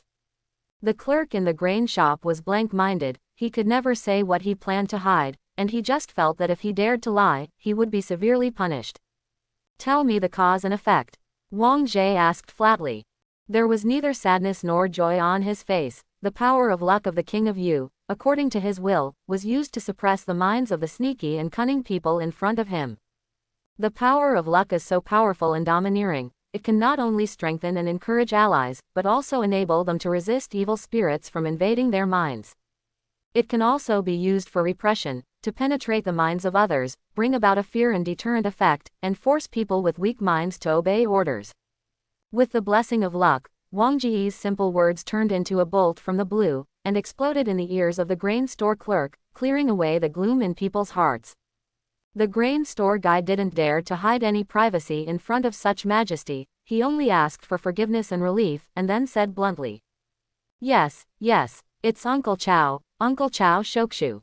It's Uncle Chow who told us brothers to make things difficult for the dumb and widows of the Bai family. It's Uncle Chow who wants to keep the widows of the Bai family in his pocket for fun." After telling the secret in his heart, the grain store clerk lay on the ground, gasping for breath like a dehydrated fish. County Magistrate Chow is the official of their Shangxi parents, but above their parents, there is Tianwei. Ordinary people can't resist Tianwei, but they can disobey their parents, right? Satisfied, Wang Zhe withdrew the suppression of his luck, and secretly said, "What age is it? Are you still doing traditional forensics? Obtaining evidence is so troublesome, and no matter how hard the evidence is, it may be turned upside down. Wouldn't it be better for the parties to confess and be lenient?" This is Wang Ji's plan.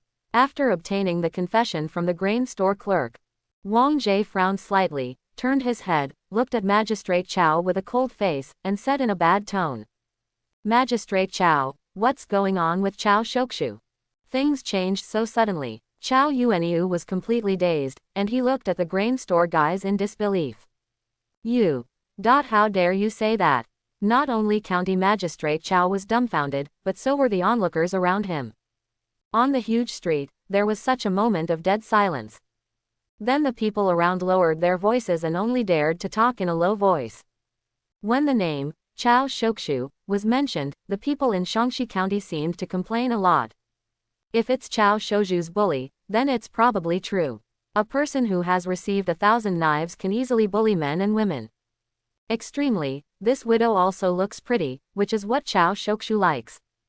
Hey, how many good families have been harmed by this pickled meat? How come no one accepts this harm?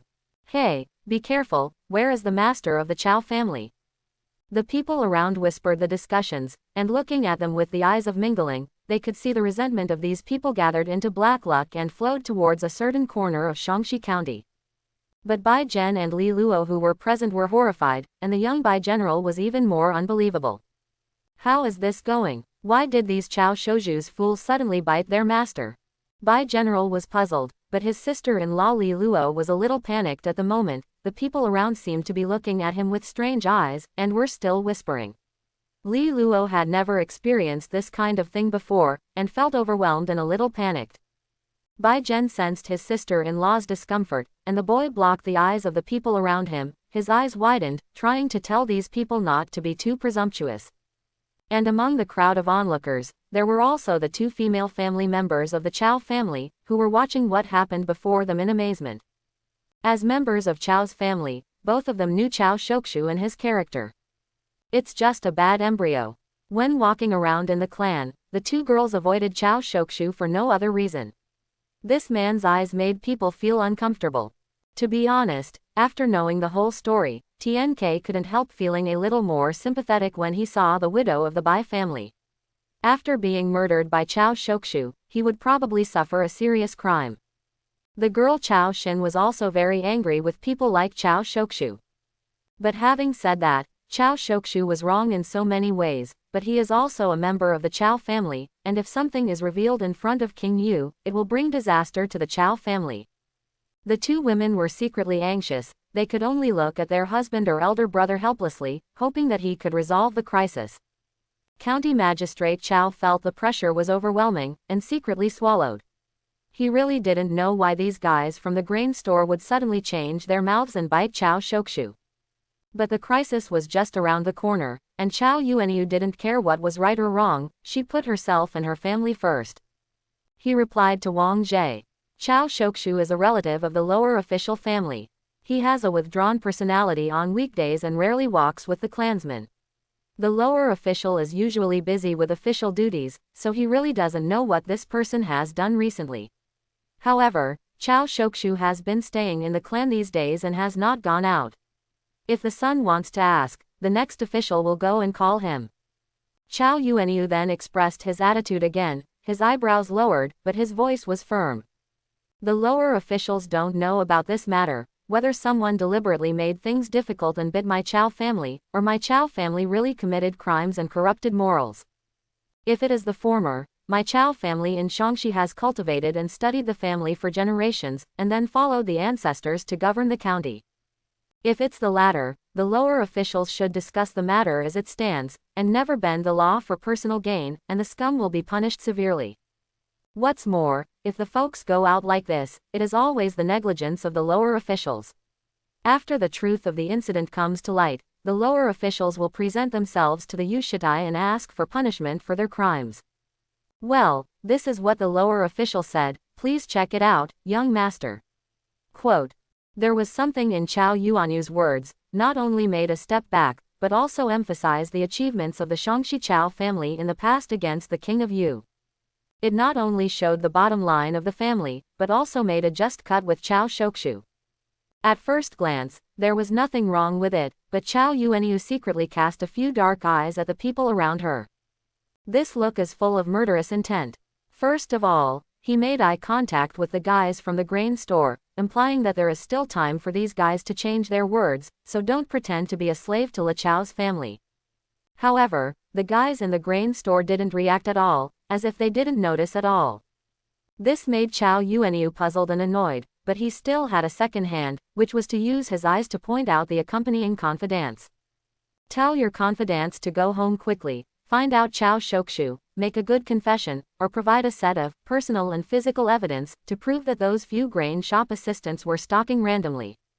Either Chao Shokshu put aside his relationship with the family and asked him to go to the king of Yu to plead guilty, even if he committed suicide, he would not harm the family. Chao Yuanyu's confidant is also a person with a clear mind. After receiving the master's gaze, he understood what he should do. After passing the look, Chao Yuanyu looked at Wang Jiyi's expression. At this point in the matter, Chao Yuanyu was sure that King Yu was here to find fault with Mrs. Chao, and what happened in front of him was an introduction. Although King Yu took advantage of him, Chao Yuanyu was still able to hold his breath. Okay, you send someone to call Chao Shokshu. Wang Jie nodded. Chao Yuanyu looked frank. He called his confidant and asked him to do things according to his own instructions. At this moment, Wang Jie secretly launched the luck suppression again. It's you who went to inform Chao Shokshu, right?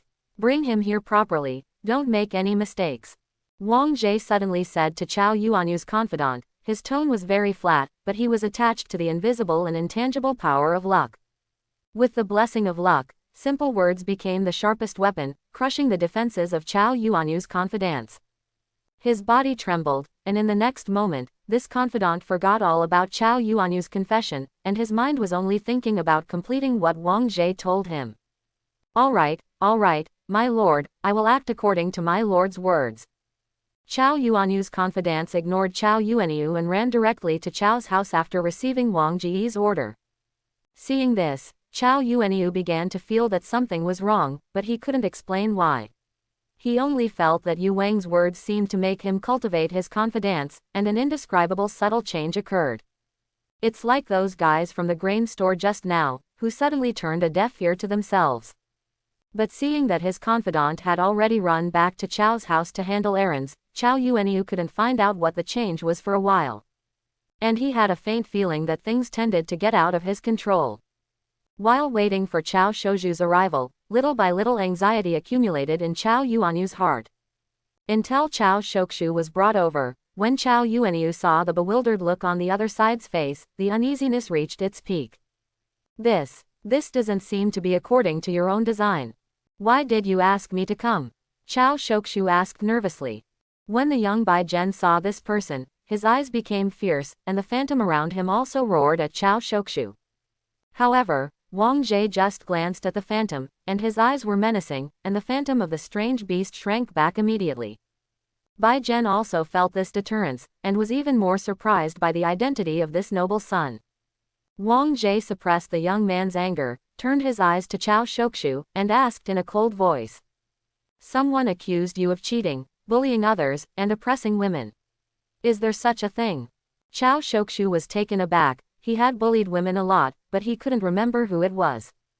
However, he then noticed that several of his subordinates were lying on the ground, as well as the White Widow and the White Mute. Chao Shokshu thought about it, and at the same time noticed Chao Yuanyu's constant eye hints. Chao Shokshu shuddered, knowing what he should say at this time. A flattering smile appeared on his face. He bowed his head and said, "My lord, you don't know something. I have been studying and studying at home these days, and I haven't learned anything." "Tell the truth," Wang Jie scolded. The combination of luck and blessings shattered Chao Shokshu's defenses like thunder on the flat ground. Chao Shokshu shuddered, knelt down, and tremblingly said, that's right, what His Highness said is true. It's the shameful thing that I did, it's that I ordered people to do these things, it's because I'm greedy for the beauty of the White Widow, and I want to keep her in the house." Wang Ji's face was cold. Chao Yuanyu couldn't hold back at all and was dumbfounded. But the thing that made his heart tremble was not over yet, only to hear Wang Jie asked again. "Then what other bad things have you done? Who have you colluded with? Tell me the details." Wang Jie ordered that Chao Shokshu go through everything one by one. On that day of that year, what evil means were used, what bad things were done, how much money was collected, whose life was killed, who were the accomplices, who were the subordinates, and what was the purpose, all were told. These contents are true, small and serious crimes, all of which really happened in Shaanxi County, and the surrounding people have heard some rumors more or less. Now that Chao Shokshu blew himself up, the people connected all those rumors together. The people's grievances gathered, and Wang Jie secretly used the luck of the King of Yu to stir up these grievances and affect the emotions of the people.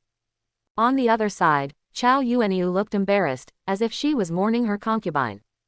Because in Chao Shokshu's confession, he called other members of the Chao clan more than once to do some outrageous things together. These things were originally well hidden, but now with Chao Shokshu's self-explosion. What did Magistrate Chao say earlier? That the Chao family in Shaanxi has cultivated and studied for generations, and put the people at ease and serving the public as their top priority. But it's like this now. Hehe, are you deceiving the emperor? Wang Ji's tone was calm, and he asked Chao Yuanyu calmly. This, Chao Yuanyu stammered. The Chao family will definitely not accept this charge, otherwise how will the Chao family govern Shaanxi County in the future, and how can they be a local prominent family?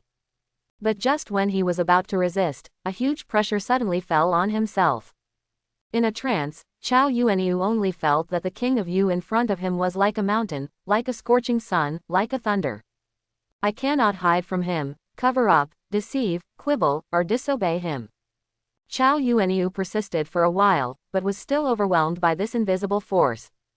Plop. Chao Yuanyu knelt down. It's the lower officials who have no morals and talents, are rude to govern the family, and are unable to govern the county. Please come down to the crime. Bully, Your Highness. These 4 words echoed in the ears of the people around them. The boy Bagan's mind suddenly exploded, and he remembered what that sense of familiarity was. The man in front of him is the King of Yu. A few months ago, Bai Zhen had seen him from a distance when he was fighting against floods in the fields. The King of Yu is here. The King of Yu stands up for me. The boy Bai General was dizzy for a moment. In the Yu's worldview, those who can protect the harvest of the fields and avoid disasters are good people and living gods. The young man was so excited that he couldn't express it in words. His blood was surging and his body trembled slightly. He was not the only one trembling, and Magistrate Chao was also present. At this moment, Chao Yuanyu really understood. Why did those guys from the grain store suddenly change their minds? Why did his confidants speak strangely? Why did Chao Shokshu suddenly reveal all the dirty things he had done? Chao Yuanyu just felt like she was carrying a mountain on her back, like being exposed to the scorching sun naked, like being shocked by thunder. This is a great torment. In the face of this kind of torture, it is impossible to defend oneself. Extremely panicked, just thinking about begging for mercy, so that he could be relieved. After Chao Shokshu blew himself up that he had done so many outrageous things, Chao Yuanyu, whose defense was broken, knelt down directly. The law is not followed, the law is not strictly enforced, the guilty are not investigated, and the guilty are not punished. In front of King Yu, he, the county magistrate, is guilty. Chao Yuanyu repeatedly kowtowed and said, "Put the king down, please the king."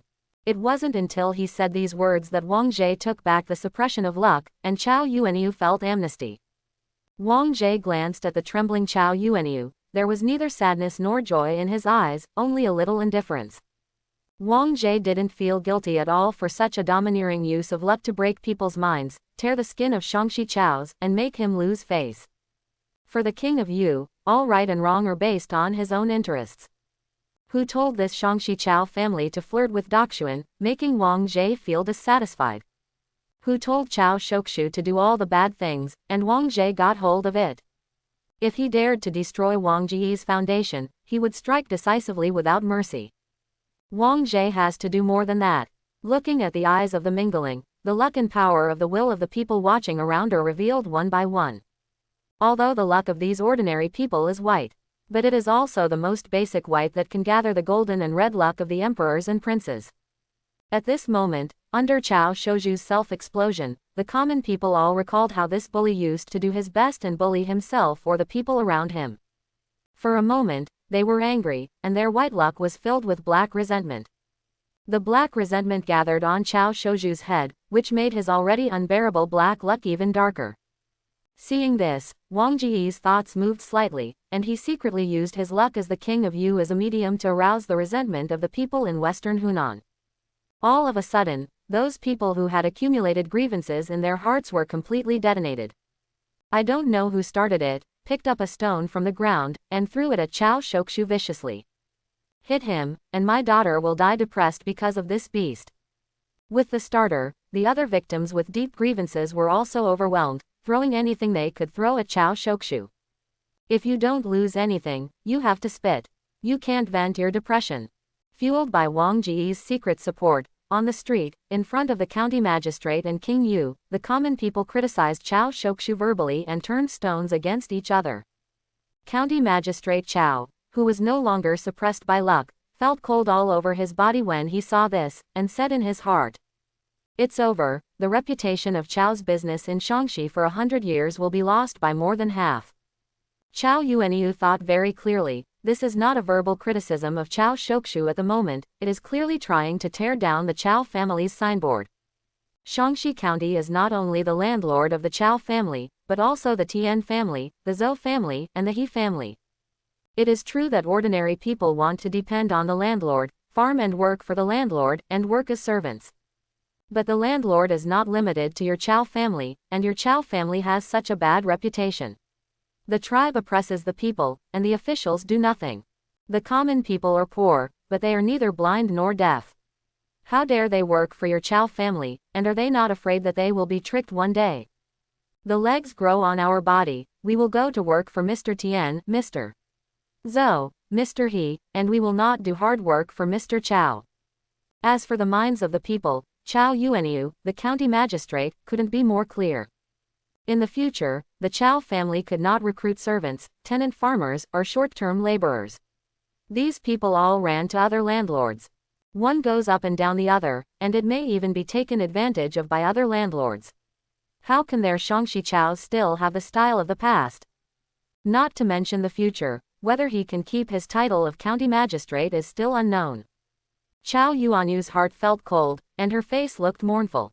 Tian Ke and Chao Xin in the crowd were also dizzy seeing this scene. They didn't think as far as Chao Yuanyu. They only saw the eldest brother, husband pleading guilty to the king of Yu with a face of shame, and the people around him were angry at Chao's clansmen with bad words. All these changes were too sudden, as if their Chao family had committed a catastrophe, and the crime would not be forgiven. The two female relatives were frightened.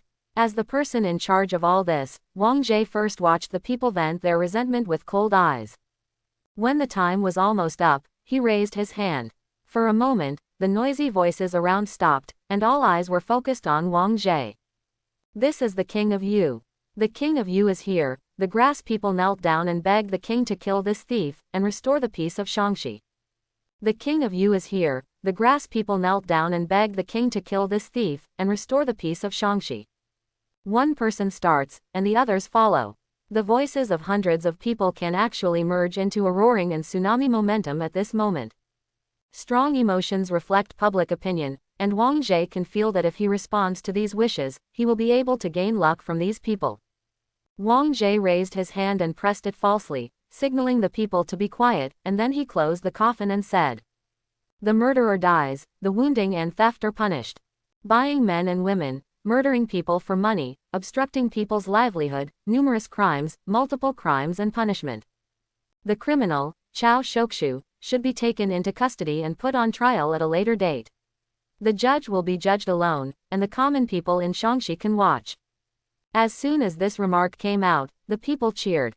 Everyone got what they wanted, and what was fed back to Wang Jie was that his luck improved a little. With a smile on the corner of Wang Jie's mouth, he watched the crowd watching, or ran around to tell each other happy events. As the excitement spread, Wang Jie knew that his actions had achieved results. Turning his head, he looked at Chao Yuanyu, who was ashen-faced. Wang Jie sighed, shook his head and said, "Magistrate Chao said earlier that the Chao family in Shaanxi has cultivated and studied for generations and obeyed the law. Now it seems that this statement is not good. I am really disappointed." Chao Yuanyu lowered her head, muttered her lips, organized her words for a long time, and finally said dejectedly, "The lower official is guilty and improperly governing the county. He should submit it to the Yushitai and listen to it pending trial." But Wang Jie shook his head again, as if he was not satisfied with Chao Yuanyu's taking the blame. He said, "Since Ji Yu came to the throne, I have been sleepy night and day, fearing that the entrustment of the former king will not be effective. Self-denial and dedication to the public, conscientious, Ji Yu is so cautious in the morning and evening, and dare not neglect. And you Shaanxi Chao's is better, HMPH. How about this? Since you, Chao Yuanyu, don't know how to govern the county and the clan, you should copy the Edict of the Former Kings 3,000 times, copy the principles of the former kings clearly, understand them thoroughly, and have to read them when you return to the palace alone." Quote. Chao Yuanyu's face showed a little bitterness when he heard the words. He understood the subtext of King Yu's words. This is not only blaming him for his ineffective governance of the county, but also implying that the Chao family in Shaanxi has hooked up with Daxuan and doesn't take him, the king of Xinyu, seriously. Isn't emphasizing the Edict of the Former Kings, just emphasizing the legitimacy of Wang Jie, the king of Xinyu. They are all landlords and gentry of the Yu kingdom. How could they dare not follow Wang Jie, the king of Yu? Your officer, take orders. Chao Yuanyu lowered her head and responded. Wang Jie nodded slightly, ignored the Shaanxi Chao family, and walked towards the uncle and sister-in-law of the Bai family. After everything has been done, Wang Jie is curious now, where did the ghostly shadow on the young man of the Bai family come from? After finishing Chao's matter, it will be noontime. Lunch has not been settled yet, and Chao's in Shaanxi is probably not in the mood to entertain King Yu at the moment. Wang Jie simply called the local restaurant and asked for 2 single rooms. At the same time, they called the Bai family. The king of Yu is a great benefactor and a monarch. Li Luo and Bai Zhen dare not obey the king's words. Both excited and apprehensive. Moreover, the king of Yu not only summoned them, but also gave them a banquet. The 2 of them started in the early morning, went to the county market to sell land and grain, and drank some water and ate some hot pot cakes in between. This is a delicacy that the people in the field have never enjoyed. Especially the young Bai Zhen. Since he recovered from his illness, he found that his appetite has inexplicably increased, and the food at home is not enough to feed himself. Even if he occasionally goes to the river to catch fish and catch shrimps, and goes up the tree to catch birds and eggs for extra meals, Bai Zhen is not full. Pass. Only today, not only is it full of wine and food, but also enjoys the delicacies of mountains and seas that have never been tasted. This is the happiness brought by physical satisfaction, and what makes Shigen more gratified is that the bully who bullied his sister-in-law will finally be brought to justice, and the mountain that weighed on them has finally been removed. And all of this was brought by the king of Yu. With gratitude and admiration. When Wang Jie called the 2 of the Bai family to him, the young man couldn't restrain his emotions. He is a mute, whining, gesticulating with his arms, kowtowing and kneeling in thanks, and tears in his eyes. In short, he expresses his gratitude in all ways except words. Wang Jie accepted it calmly. The young man could not speak, so he went to ask the widow of the Bai family. Li Luo was very cautious in front of the king of Yu. He didn't know how to put his hands and feet together, so he could only pull Bai Zhen's clothes, and timidly expressed his gratitude to the king of Yu. Wang Jie had a pleasant face, and used a little bit of luck to appease the widow of the Bai family. With good luck to comfort people's hearts, Li Luo calmed down a little now, and trusted the king of Yu in his heart. Whatever Wang Jie asked, she answered truthfully. Not long after, Wang Jie identified the root cause of the young man's change in the Bai family, which was a bronze mirror dug out of the field. Mirror. Wang Jie narrowed his eyes slightly, and then learned that the widow of the Bai family had pawned the mirror for money for medical treatment, and it was no longer in her hands. However, Li Luo also told which pawnshop it was. Wang Jie asked his attendants to take the money in silver, went to the pawn shop to inquire about the bronze mirror, and brought it back to him. Wang Jie is not too worried that the bronze mirror will not be found. He already has an inexplicable premonition.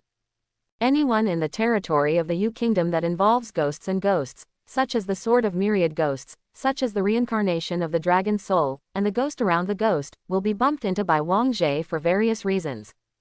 Wang Jie felt that there should be some kind of characteristic in himself, otherwise it would be impossible to explain why Wang Jie would find out the existence of these demons and goblins before they caused a catastrophe, and eradicate them in time. If the bronze mirror is also involved in the matter of gods and ghosts, and I do have this kind of quality, then the bronze mirror will also fall into my hands in the end. Wang Jie guessed like this, and he also wanted to verify some things. But at the moment, Wang Jie secretly looked at it with the eyes of the mingling, and the phantom of Tuo Wei that appeared on the young Bagan's body secretly said in his heart, "This scorpion is different from that dragon's soul. The strange beast aura has already merged with this young man. Now I have no suitable means to separate this scorpion's aura from this boy. This strange beast has a human face with goat horns and tiger claws. Its limbs, back and tail all have a layer of dark green scales, which is quite different." Wang Jie Mingling's eyes looked at it, and its spirituality could also detect the eyes of the gods. But it crouched and curled up, showing a look towards Wang Jie, which was both in awe and flattery. This phantom of the alien beast is also integrated with the mind and emotion of the young man of the Bai family. The young man is grateful to me, and the phantom of the alien beast is also kind to me. Maybe I don't have to deal with Bai in the same way as I treat Wangguijian and Zhaohun, houseboy. After Wang Jie thought for a while, he made a decision. Chao Shokshu must be brought to justice, but what are the plans for the two of you in the future? Do you still want to live here in Shaanxi County? Healy Village, where the uncle and sister-in-law of the Bai family live, is a village under the jurisdiction of Shaanxi County. Li Luo was a little confused when she heard this. As a country woman, she really didn't understand what King Yu meant. Folkwomen only want to keep themselves safe, plow the fields and weave cloth, and live a good life with their little uncle. Sister-in-law thinks this way, but Bai Zhen is different. Although he is young, he also knows what is evil. He thought about it for a while, thinking that today's handling of Chao Shokshu would be considered a disgrace to the Chao family. Although Lord Yu arranged it, there was no guarantee that the Chao family would not remember him as an inducement. Bai General was also afraid that he would be angered. In addition, he also noticed that there was a faint desire in his heart. After getting seriously ill, the family's wealth was gone, and when his sister-in-law was being bullied, he always remembered the feeling of helplessness and aggrieved.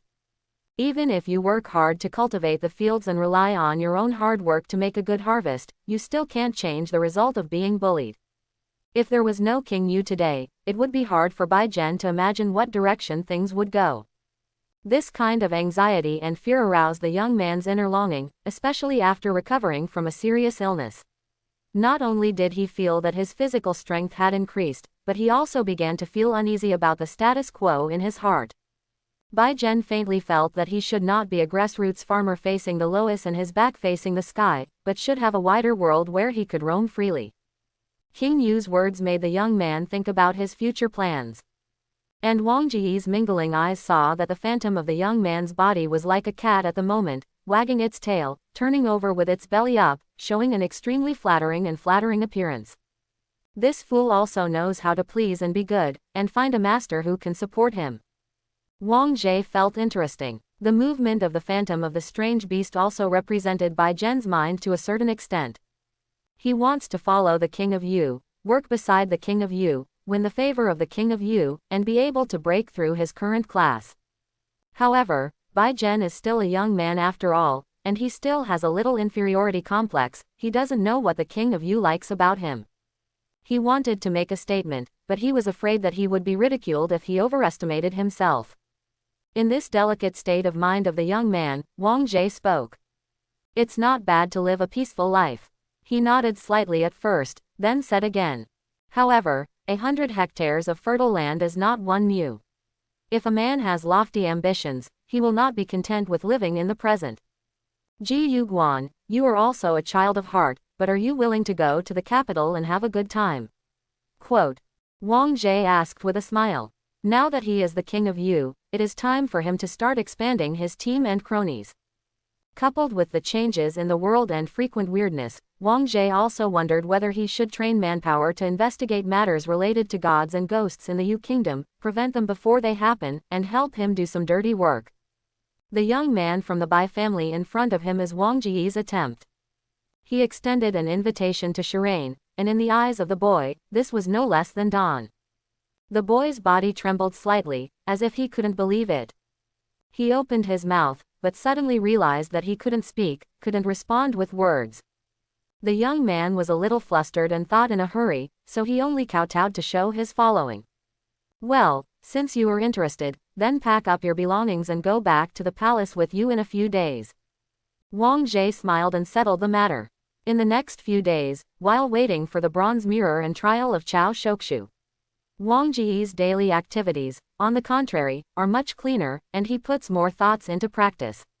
Finally, it took 5 days for him to break through the martial arts to the level of raw jade and pure gold, laying the most perfect foundation in the realm of meat training. Chapter 71. Raw jade and muddy gold represent the muscles exercised by the warrior, like precious jade wrapped in stone clothes, unrefined gold mine. It is the most perfect foundation and the highest martial arts potential. Not only has it laid the most solid foundation on the road to becoming a martial arts master, but Wang Jie's arm strength has also far exceeded the standard of 800 jin for ordinary fighters in the flesh training realm, reaching an astonishing 2000 jin, and the standard arm strength for a fighter in the leather realm is only 1800 jin. Wang Jie is in the meat training realm, and his strength has surpassed most of the leather training realm warriors. Although he has always aimed to be a martial arts master, he is also happy to complete a small phased goal. After returning to the palace, it's time to start practicing the leather realm. Wang Jie planned in his heart. Good things happened one after another. After completing the rough jade and muddy gold, Wang Jie went up to interrogate Cao Shokushu and his cronies. Anyone who commits the crime of homicide shall be punished by beheading. If the rest committed crimes, deceived, bullied and abused, according to the degree of severity, they would be fined heavily, sent to southern Xinjiang to serve hard labor, or put in prison and sentenced according to national law. Among them, the Cao family alone had 3 people whose heads had been beheaded, and 12 people who had been sent to serve hard labor in southern Xinjiang. Most of these people are the fringe clansmen of the Cao family, not the direct line of the main family like Cao Yuanyu, but the Cao family is prosperous, with hundreds of people.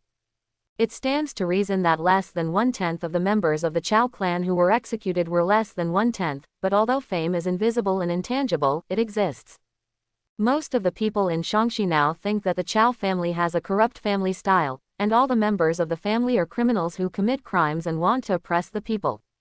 As the saying goes, 3 people make a tiger, and 1 mouth makes money, but Cao Shokushu offended far more than 3 people, and there are too many people who hate him. Chao's reputation was hit hard, and Wang Jie met the needs of the people in Shaanxi. He saw that after the trial of Cao Shokushu and others and the ferment of public opinion, his luck also began to increase. Originally, 100% of the red and vermilion luck contained a touch of gold that symbolized the emperor. After receiving more luck from the people in western Hunan, the proportion of gold increased. I have 2 counties and 19 counties in Yu State. It's a pity that Shaanxi is one of them. My energy is really limited, and I can't do, elimination of harm for the people, in every county in a short time. Wang Jie felt a little regretful. Not only that, what he did in Shaanxi County has also been spread to the court of Yu State. After the ministers and officials learned how King Yu dealt with the Chao family in Shaanxi, and how the Chao family's reputation was severely damaged, they were all shocked. These officials, both civil and military, are 3 lords and 9 ministers in the court, and they are also powerful clans in the local area. Which big family can guarantee that its subordinates have not done anything corrupt and perverted? This can't stand the investigation. The King of Yu was still walking around outside, and all the officials were afraid that the King of Yu would suddenly get excited and run to his own clan, and then set up a drama to punish the Chao family in western Hunan. No, hurry up and sign a letter, urging, Your Highness, come back quickly, don't wander around outside, a country cannot live without a king, we earnestly hope that you will come back soon. Baiguan urged so urgently. Wang Jie also felt that he had been away for too long, and he had harvested treasures or other unexpected joys along the way. Wang Jie really should settle down for a while and turn these gains into the accumulation of his own growth. But before going back, Wang Jie asked Chen Hiyang and others to buy such a strange bronze mirror. The day after Chao Shokshu and others were beheaded at Keishiko, Chen He and Yiyang brought back good news. Fortunately, the mission was fulfilled, and the ministers have already found what His Highness needs. Present the things described by the uncle and aunt of the Bai family. Wang Jie took the bronze mirror, and felt that these 2 tendon-yielding warriors were indeed agile and obeyed orders. Whether they went down the river to fish for mud or searched for the mirror in the neighborhood, they could complete it with high efficiency and high quality. To be honest, it is a bit of a waste of talent for 2 warriors who can fight 100 to do these trivial things. Wang Jie was thinking about whether to make these 2 people his confidants. Observe and observe. Screening the 2 of them back, Wang Jie rubbed the bronze mirror with his fingertips. The mirror is about 15 centimeters long and is in the shape of an oval. It is intact as a whole, and after cleaning and polishing, the mirror surface is bright and tidy as a whole, shining radiantly. The carvings on the mirror body are also quite impressive, with carved leaves, auspicious wings spreading, and flowers and vines clustering on the mirror surface. The carving technique is extraordinary, which makes Wang Jie feel that the overall style of this mirror is very feminine, and it should be an item used by a woman. Of course, this is just the appearance, what Wang Jie sees is the inside. The eyes of Mingling are open to see the reality of the mirror. But immediately after, the aura in Wang Jie's pupils began to flicker, which was a sign of his surprise. In this mirror, there is actually a small world. Under Wang Jie's clear gaze, there is actually a space of about 100 cubic meters in a mirror slightly larger than a palm. And it's not just space, Wang Jie's eyes of Mingling can also see all kinds of complete or incomplete laws in this space. The complete law supports the existence of this mirror space, while the incomplete law means that this space has lost some of its original functions. Wang Jie explored the original function of the law of incompleteness with the characteristic of born knowing of the stone-born monkey. After in-depth understanding, he confirmed that those incomplete laws were originally used to imprison, repress, wear away, and refine these extremely aggressive laws. This mirror was originally used to imprison and suppress, and the phantom of the scorpion escaped from the bronze mirror, which means that the original object of the bronze mirror was this strange beast. Who is the owner of this mirror? Why is a strange beast imprisoned? More questions popped up in Wang Jie's mind. He observes the complete or incomplete law inside the mirror, hoping to get an answer. And with the in-depth visitation of the Eye of Mingling, the ability of Shintong to spy on ghosts and gods comes into play. An incoherent picture appeared in Wang Jie's mind. In the picture, the sky is gloomy and dark, the flood is raging on the earth, and the storm is howling. And the one that occupies the most of the screen is a 4-legged giant dragon with a body length of more than 100 meters. This is the dragon bone from Shen's corpse under Shanghu Lake. Wang Jie immediately realized what kind of existence it was. In addition to the Mizusawa demon king in the picture, Wang Jie also saw Wei Wei. This scorpion is not a phantom, but is 10 meters high at the shoulders, like a hill, an extremely ferocious monster. According to the size of the Jiwei and Jujiao and the priority of their positions, Wang Jie can roughly judge that this Jiwei should be one of the monster generals under the hands of Jujiao, the water monster king. But no matter whether it is Juzhou or Tuowei, the center of the picture is not these two, but a woman in a green shirt with a ribbon fluttering. Feng Shu, a woman in green shirt, floats in the sky, riding the wind, and only her back can be seen from the perspective of the picture. She could only see her blue hair like a waterfall, holding a sword in her right hand, confronting the two monsters tit for tat. This picture is the legend of the goddess of Shanghu slaying Zhao. Wang Jie confirmed the identity of the woman according to the legend. The giant Zhao and Tuo roared, and the green-clothed goddess waved her left hand, offering a bronze mirror. The bronze mirror is exactly the same as what Wang Jie is holding in his hand at the moment. Then I saw in the picture, the bronze mirror blooming with 5 colors of light. This light shone straight on the relatively small body of the strange beast. Heiwei roared, with fear in his voice, unexpectedly unable to resist the power of the 5-color light, and was trapped in the mirror. After the goddess cleaned up the siege, she held her sword and killed the giant flood dragon. The picture freezes here, without a follow-up, and Wang Jie also recovered from it. At this moment, he looked at the bronze mirror in his hand again, and his eyes were full of splendor. It seems that I have picked up a treasure. Although I don't know what the goddess called the bronze mirror, I will talk about the function of the bronze mirror, so I will call it the demon refining mirror. Wang Jie groped for the bronze mirror with his fingertips, comprehending the law within it. He now understands that most of the ghosts and ghosts that happened near Shanghu Lake are related to each other, and they are closely related to the legend of goddess slaying Zhao. According to the function of this mirror, Wang Jie can completely call it the demon refining mirror. He is now thinking about how to use this goddess magic weapon for his own use. After all, this mirror has been worn out for hundreds of years. If he wants to reactivate its function and control it, Wang Jie still needs to spend more time. When Wang Jie was studying the bronze mirror, outside the mansion where he lived, a young lady in a lotus-colored satin skirt asked the maid anxiously. "Did you see that those 2 martial artists bought the mirror and brought it back to this mansion?" Chao Xin asked, pointing to the place where King Yu lived temporarily. "That's right, third miss." The maid replied truthfully. Chao Xin's face suddenly collapsed. She found a bronze mirror in the market in the morning. For some reason, Chao Xin liked it very much, and she was eager to keep it in her pocket and keep it for herself. "But I didn't bring much money with me when I went out, so I had to go back to get the money first."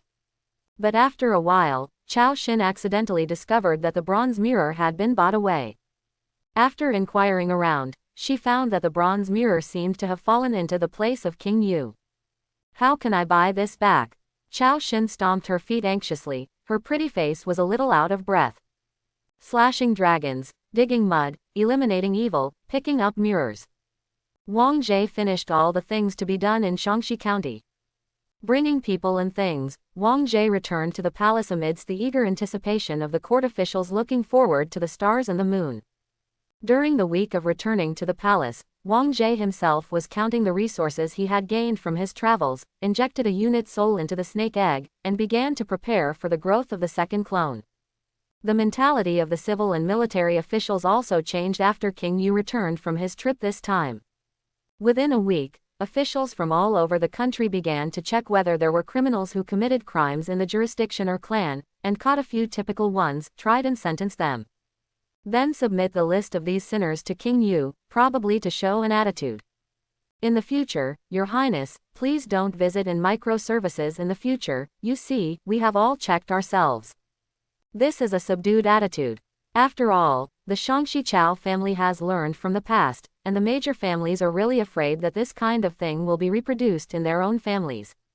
In particular, the King of Yu asked the county magistrate of Shaanxi to write and copy the edict of the former king 3,000 times, which is a hint. It is still effective for Wang Jie to kill chickens and monkeys. The big family realized that King Yu was not incapable of digging into their roots, so they showed concessions and softness. These changes made Wang Jie notice that 10% of his luck was scarlet vermilion, and 10% of it was completely golden. This means that his control over the country of Yu has risen to a higher level, and the incubation time of the stone-born spirit monkey has also been shortened by 15 years. This is a good thing for Wang Jie, but it may not be so good for Zhang Yan, who came back from southern Xinjiang. He had just escorted the grain and grass, mobilized the conscripts, and assisted Taiwei Jiao Rui to solve the harassment of the barbarians. After finishing these things, after returning to the capital, he found that the court had changed. It took some time to know the cause and effect, and then Zhang Yan knew what big things King Yu had done. He wasn't surprised that the king of Yu went back to beat the rich and powerful families of the Yu country, and his methods just happened to be stuck on a very just bottom line. What did King Yu do? Are you rebelling against Emperor Zan's rule and planning to set off a rebellion? The king of Yu just punished a few local ruffians and bullies according to the law. And in terms of the status of the king of Yu, isn't that like killing a chicken with a sledgehammer? However, under the control of the king of Yu, a small incident severely damaged the reputation of the Chao family in Shaanxi. Zhang Yan reviewed the whole incident, and finally locked on one key point. The king of Yu is domineering, can shock the courage, can intimidate the mind, ghosts and tricks have nowhere to hide, and all treacherous courtiers dare not confess in order to be punished.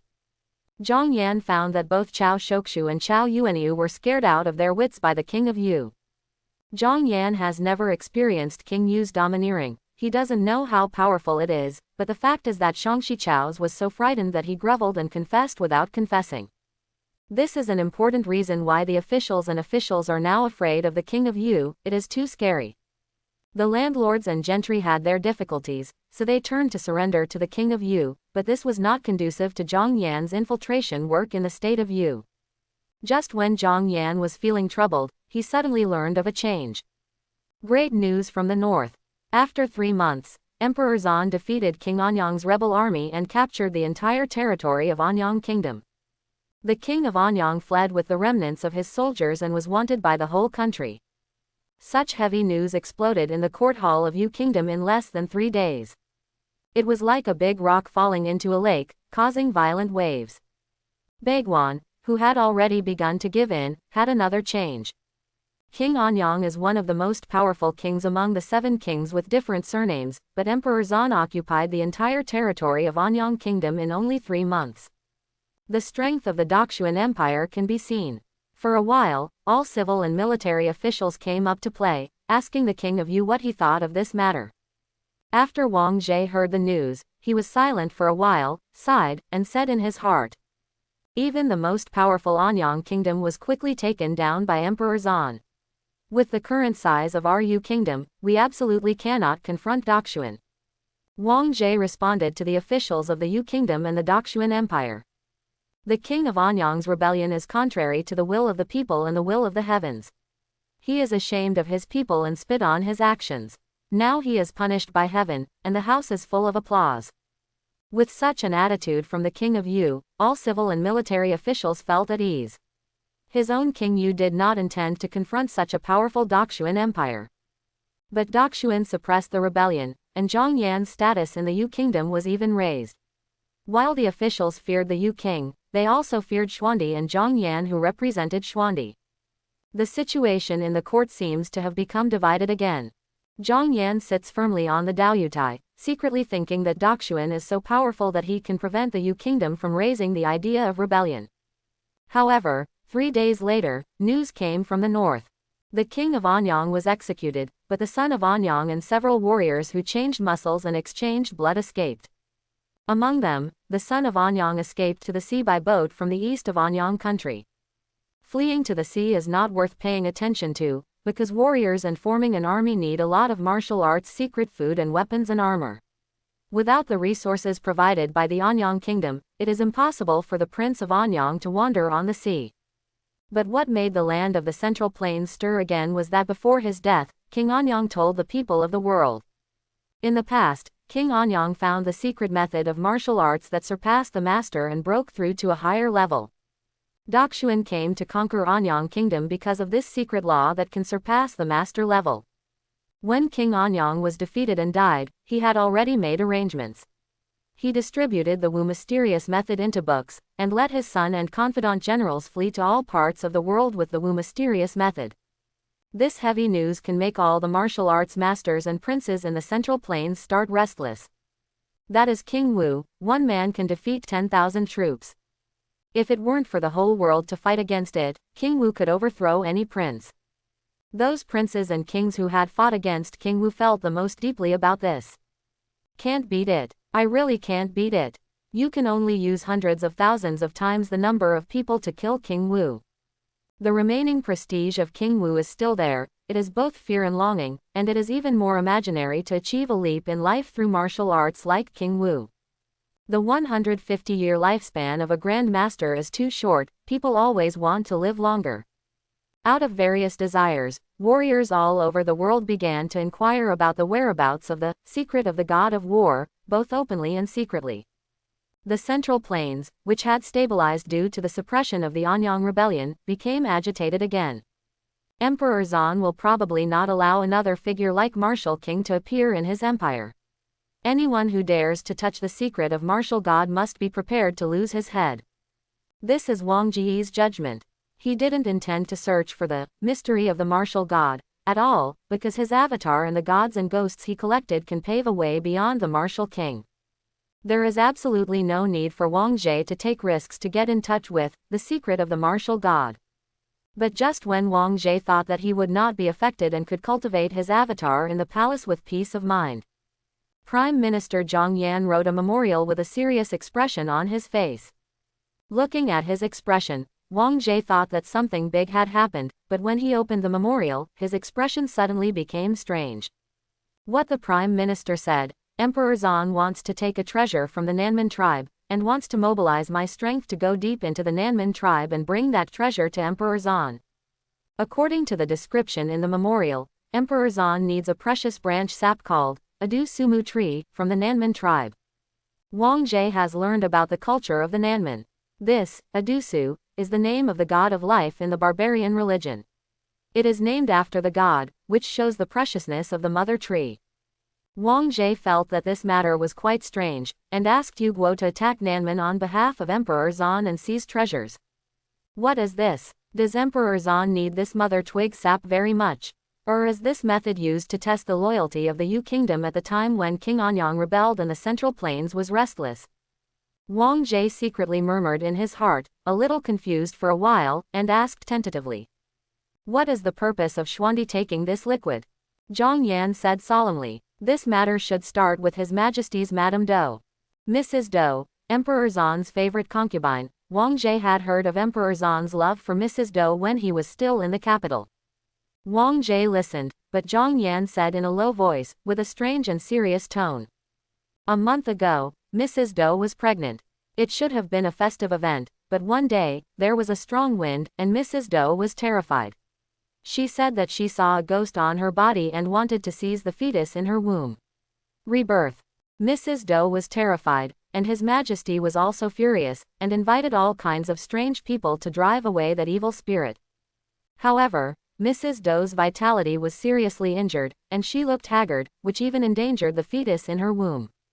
His Majesty was in a hurry, spent a lot of thought, and found a life-saving prescription. And in this prescription, there is a medicinal material, which is the sap of the barbarian's mother tree. If His Highness can get this medicinal material, His Majesty will have a great reward. Quote. When Wang Jie heard this, his brows gradually frowned, and his mood was still a little delicate. In the past, he was the one who talked about ghosts and gods with others, but now it is the turn of others to talk about ghosts and gods with him. This fierce ghost's upper body was reborn from the belly. Wang Jie pondered for a while, and immediately thought of what he experienced in Shaanxi. He even thought of the sixth realm of the soul cultivation system, corpse dissection. It seems that not only my country of Yu has started to appear strange, but also the land of the Central Plains has become uneasy, and even Emperor Zan has suffered. The disaster of cutting down the feudal clan, the mystery of the god of war, the appearance of the mysterious god, Wang Jie smelled a sense of imminent rain. And in His Highness, Zhang Yan is still waiting for King Yu's reply. If His Highness is unable to do so, the matter can be handed over to King Qing. It's just that when King Qing's army marches to the southern barbarians, they still need to borrow from the Yu kingdom. As soon as these words came out, Wang Ji's eyes narrowed, and he almost had the urge to roll his eyes. Excuse me, Garrison, King Qing is a member of the royal family and a member of Emperor Zan, so how could Wang Jie allow King Qing's army to enter the Yu kingdom? Wang Jie figured it out and realized that he couldn't refuse this matter. Feeling helpless, Wang Jie could only ask, "Is Emperor Zan in urgent need of that medicinal material?" No matter whether he negotiates a trade exchange with the barbarians, or sends troops to attack and plunder, nothing can be done immediately. Zhang Yan replied, "There is an imperial doctor who will continue the life of Mrs. Doe and the fetus, but it is best not to exceed 4 months. 4 months. Wang Jie thought for a while. Call the Taiwei into the palace, and the 3 princes and 9 ministers will discuss this matter together. I obey the order. Zhang Yan took the order, knowing that King Yu had agreed to this matter. After the prime minister left, Wang Jie rubbed his temples with a headache. Oh, troublesome autumn. Shaking his head, Wang Jie's expression quickly recovered. The sword of 10,000 ghosts, the mirror of demon refining, the eye of the bright spirit, the demon king's technique, the blood of the mountain beetle, the luck of the king of Yu, and the secret food of martial arts are enough for me to create a powerful second avatar. With this in mind, Wang Jie turned around and entered the palace where clones were cultivated. Half a month after returning to the palace, the snake eggs hatched smoothly. It takes about 3 months for the hatchling eggs to hatch. But Wang Jie accelerated this process with the spirit beast embryo breathing method. This is the method used by the demon king to refine the blood. After Wang Jie fully comprehended it, he used it on the snake avatar. The bloodline talent of the mountain beetle lies in absorption. After the bloodline development, the snake eggs will accelerate the absorption of nutrients such as yolk, egg white, etc., accelerate the completion of development, and break the shell in advance. The newly hatched viper is only as thick as an adult man's index finger, but no more than 12 centimeters long. Although it is only a newborn baby, this little snake is not ordinary. The characteristic of Wang Jie's slate is that every individual can share the talent. The little snake not only shared some of the stone-born monkey's eyes and talents, but also inherited some of the human Wang Jie's abilities. Whether it is the practice experience of the martial arts training realm or the soul cultivation and out-of-aperture realm, it can also borrow part of the power of Yu Wang's luck, and the snake has enjoyed the benefits of other bodies since its birth. This is Wang Jie's previous accumulation. The talent of the stone-born spirit monkey is blessed, Wang Jie's practice experience is used as a reference, and the martial arts skills are improved to meet the practice needs of the snake body. In addition, the spiritual beast breathing method develops the blood and strengthens the ability to eat. From the first day of birth, the snake the avatar began to nourish the soul and practice martial arts. The king of Yu prepared the martial arts secret food early on, and the 10,000 ghost sword provides nourishing yin energy, which will also help the snake clone to strengthen the soul. In just half a month, the snake avatar ate 40 stones of blood-polished rice, far exceeding the food intake of a human fighter in a year. I am either eating or sleeping every day. With the blessing of the blood of the mountain snake, the snake is not restricted by the amount of food eaten, and the last shortcoming of physical practice is filled. A large amount of secret food is nourishing, and the modified Jiao training technique efficiently transforms the energy of secret food to promote the development of the snake body. Originally the thickness of the index finger, after a molting, it grew to the thickness of the forearm of a strong man, with a body length of 1.4 meters. The snake's head is flat and triangular, and the scales on its body are yellow and black. You can tell it's a fierce poisonous snake just by looking at its appearance. And in terms of specific physical strength, the viper clone can explode with a strength of more than 3,000 catties just by flicking its tail. Wang Jie used his practice experience of raw jade and pure gold in cultivating the body of the snake avatar. The perfect body foundation was combined with the bloodline effect of the ancient giant beast. The two worked together to strengthen the body. It took only 15 days to build a head, which is comparable to a ferocious beast who has studied hard for 25 years and practiced leather realm martial arts. This is only the physical part. In terms of soul cultivation, the avatar inherits Wang Jie's experience in nourishing souls, and can complete the practice of 4 elephant enlightenment records, and Xingyuanbaiyutu. During the nourishment of qi, the strength of the soul was increased to 3 units, and the cultivation of the first level of soul cultivation, out of the shell, was completed. As long as the snake's body and mind move, the soul and body of the snake will separate from the body and wander in the world in an invisible and substance-less state. The soul body in the shell state can already drive objects, use rough ecstasy, and can also carry out dreams, or short-term teleportation, and as the soul body continues to grow stronger, the strength of these abilities will continue to increase. The existence of the soul cultivation system undoubtedly enriched the methods of the Asahi clone. This is in terms of individual practice. The snake avatar can also use the eyes of the stone-born spirit monkey. As long as the mind moves, the pair of vertical pupils will transform into golden pupils that radiate like little suns. It also has the characteristics of spying on ghosts and gods, communicating with changes, and being born with knowledge. The stone monkey bestows the characteristics of the god pupil and the spirit of heaven and earth, while the king of you can give the snake avatar part of the authority to mobilize luck.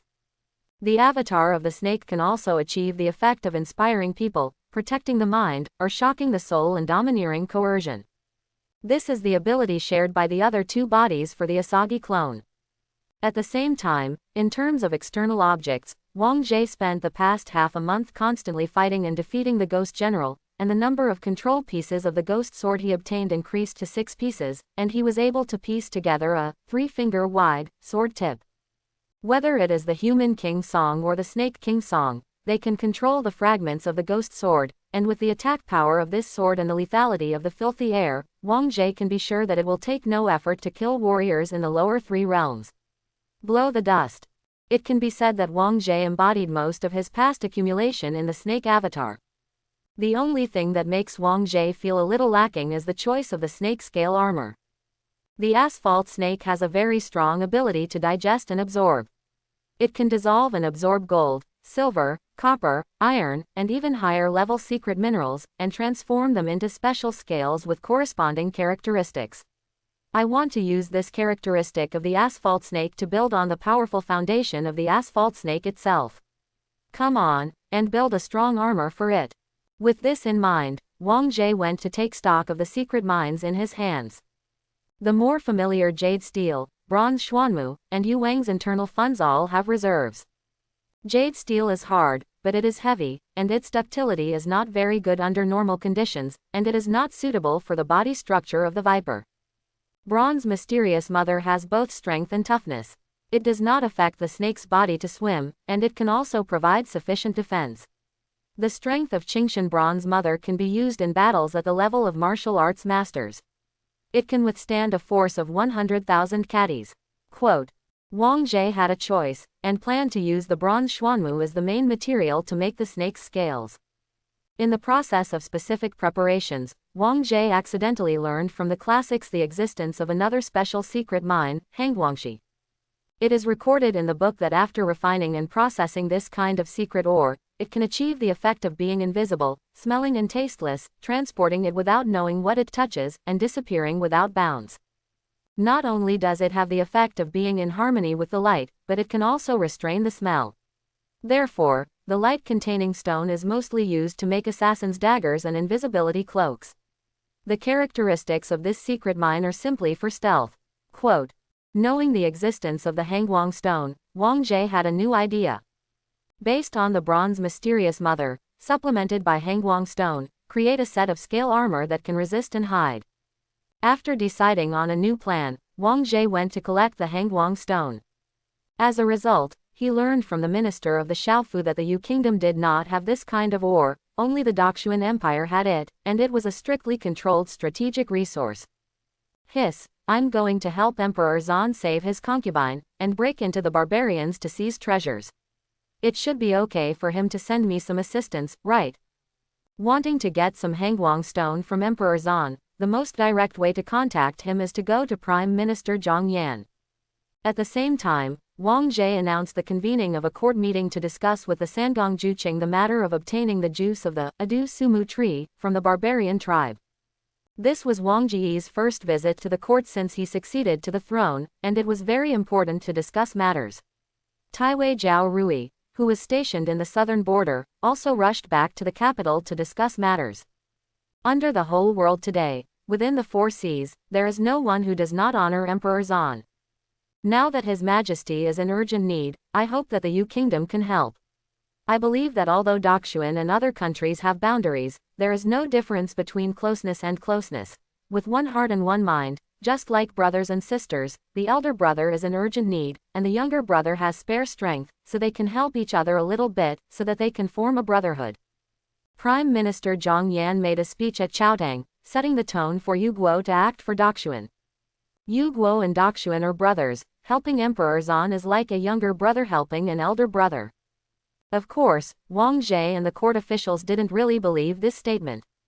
However, all the officials don't mind selling Emperor Zan a favor, and Wang Zhe also decided to do this for Emperor Zan half a month ago. Everyone agreed unanimously and decided to take the mother tree sap, but the difference was, should it be negotiated through trade, or seized by force, and what price should be paid. As His Majesty said, His Majesty will fully compensate all the expenses incurred by the Yu Kingdom on this matter after the matter is completed. Zhang Yan conveyed the meaning of Emperor Zan. Now that someone has reimbursed the expenses, the civil and military officials are no longer intimidated. However, the Taiwei said, there is only one Abdu Sumu tree in the barbarian land. All the barbarian kings regard it as a god. There are great witch sacrifices and divine warriors to guard the mother tree. The formation is called Baman Temple. The Baman Palace is superior to many barbarian tribes. Most of the barbarian kings follow the Baman Temple. The warrior of grace is a master of martial arts, and he does not get involved in the disputes of the barbarian tribes on weekdays, but only protects the mother tree. The great witch priest is highly respected, and has mastered the strange witchcraft and voodoo techniques. His strength is no less than that of the divine warriors, and he preaches in various tribes. The barbarians regard it as a treasure, which is of great significance. Only Wu Ji and the barbarian kings of various tribes can enjoy the mother tree sap. If you want to trade the mother tree sap from the hands of the barbarians, Weiken thinks that it is not feasible. Quote, Zhao Rui said that in the entire country of Yu, this captain had the most frequent dealings with barbarians, and he had the most say in this regard. Baiguan also believed in his judgment, Sikong Han Deng said helplessly. Then, in that case, I can only wait for a plunder. The court of the Yu Kingdom didn't mind going to war with the barbarians. In the past few decades, those barbarians have harassed and killed the borders of the Yu Kingdom, and they have long since formed grudges. After invading my country of Yu for so many years, if I snatch you some mother tree sap, this is retaliation, isn't it? You can start playing, the only question is how to play. What's your opinion? Wang Zhe asked. Your Highness, going deep into the enemy's camp is different from holding on to a strong city. The barbarian country has dense forests, rugged terrain, and a lot of poisonous miasmas. Warriors who are not in the blood-changing state are not exempt from poisonous gas. The logistics and transportation are difficult, which is extremely unfavorable for the army. Good to attack. The soldiers and horses have not moved, and the food and grass go first. What the Taiwei said makes sense. Warriors can come and go freely, but a group of warriors and soldiers have to consider the issue of food and drink. Harsh transportation conditions will greatly increase the transportation cost and fall into a disadvantage. This is what the Taiwei considers. Wang Zhe nodded slightly, probably thinking about the Taiwei's thoughts. It is time to select brave men, not to ask for a large army to attack, but to have a squad of sharp knives, go straight to the target, grab it quickly, and bring back the mother sap. What Your Highness said is exactly what I think, Taiwei affirmed. None of the officials present new military affairs better than the Taiwei. Now that the specific strategic policy was finalized, those who should pay, and those who should send people. All matters related to it were intensively planned. This court meeting lasted from morning to evening, and it could be regarded as a draft, so that all officials could clearly understand how they should cooperate with this military operation. After the dynasty was over, Wang Zhe called Zhang Yan and made it clear that he needed the support of some special resources from Emperor Zan. Zhang Yan expressed his understanding that he would pass on the needs of the Yu Kingdom to Emperor Zan, and there was a high probability that he would get positive feedback. Wang Zhe waited for Taiwei to prepare the sharp knife team, and waited for the arrival of Hangguangxi, while continuing to cultivate the snake clone. After 7 days, an elite troop of 100 people was formed. Zhang Yan brought the Hangguang stone, and Wang Ji's snake avatar feasted on 65 stones of martial arts secret food. The body length of the snake grows to 15 meters, the strength of the tail whip exceeds 5,000 catties, it completes the second molt, and begins to eat secret mines to create special scales on its body. Wang Jie attaches great importance to this trip to the southern barbarians. If this matter is not handled well, not to mention the pressure from Emperor Zan, it is very likely to cause the barbarians to retaliate. It is best for Wang Jie to do it himself. He was looking forward to the performance of the Asagi avatar, and said in his heart, "A gentleman doesn't stand under a dangerous wall, so the task of taking the lead, leave it to my avatar." 5 days. The viper digested and absorbed the Qingshan copper mother and the light-containing stone, and transformed the characteristics of the ore into its own scales. Wang Jie's snake avatar originally had yellow and black nails, but after absorbing the green copper mother, the scales on its body were coated with a metallic luster of copper mother green, as if it had been covered with a layer of blue armor. The scales cover the triangular snake head, with sharper edges and corners, highlighting the aggressiveness. The whole body of the viper is covered with such scales, even the meat holes connecting the inside and outside of the body can be covered by a few key scales to cover the vital points. The Qingshan bronze mother, who can be used as a master's weapon, is extremely resistant to blows. Even if you use 4,000 catties of arm strength to slash the snake armor, you can't leave the slightest trace on it. The hardness of the scales can be seen, and the snake skin under the scales also has strong impact resistance. After the snake avatar completed the cultivation of the meat training realm, Wang Jie hadn't stopped for a long time to arrange the practice of the next realm, skin training. The original exercise method is Jiao Skin Chapter. In Dajiao training shape, Wang Jie applied it to the body practice of snakes. There is almost no limit to the martial arts practice of the snake. As much martial arts secret food as Wang Jie feeds to the avatar, it can absorb as much, and the martial arts enters the realm very quickly. The armor made of the tough snake skin propped up by the green and black copper mother, the defense of the snake clone can already be exempted from the attacks of the warriors of the lower 3 realms. In terms of functionality, the avatar's armor is more than that. Wang Jie's mind moved slightly, and the snake's muscles pulled the snake's skin, causing the arrangement of the scales on the skin to move slightly. The blue light emitted by the armor began to disappear, and the color unexpectedly became consistent with the surrounding environment. And the light and the dust. With a body length of 15 meters, the huge snake gradually disappeared to the naked eye. Not only the vision, but also the smell has been restrained. This is the effect of containing light stone. And the avatar of the viper is originally a snake, with the racial talent of hibernating and restraining breath, controlling the heartbeat and blood. As long as it does not make a sound, after entering the invisible state, Wang Jie can only observe its existence through the eyes of the spirit. The stealth ability of the snake avatar perfectly met Wang Jie's expectations. You can let the clone sneak into the Nanban. Before sending out the avatar, Wang Jie asked the snake to hide the 5 fragments of the 10,000 ghost sword in its mouth. When encountering a strong enemy, it can use the fragments to kill the enemy by surprise. Wang Jie has prepared avatars here, relying on the characteristics of the Hangguang stone. The avatar can easily enter and leave the palace and go to the outside world. At the same time, Taiwei Zhao Rui also formed an elite team. There are only 100 people in the team, but the lowest level of martial arts is the bone training level, and there is a centurion at the blood exchange level. That was Zhao Rui's eldest son, named Zhao Du, who was 46 years old. It is necessary to rely on small-scale teams to infiltrate and sneak in to seize treasures. After the team sets off, it will be difficult to obtain supplies from the country. After entering the Nanman, it is not an exaggeration to say that they are isolated and helpless.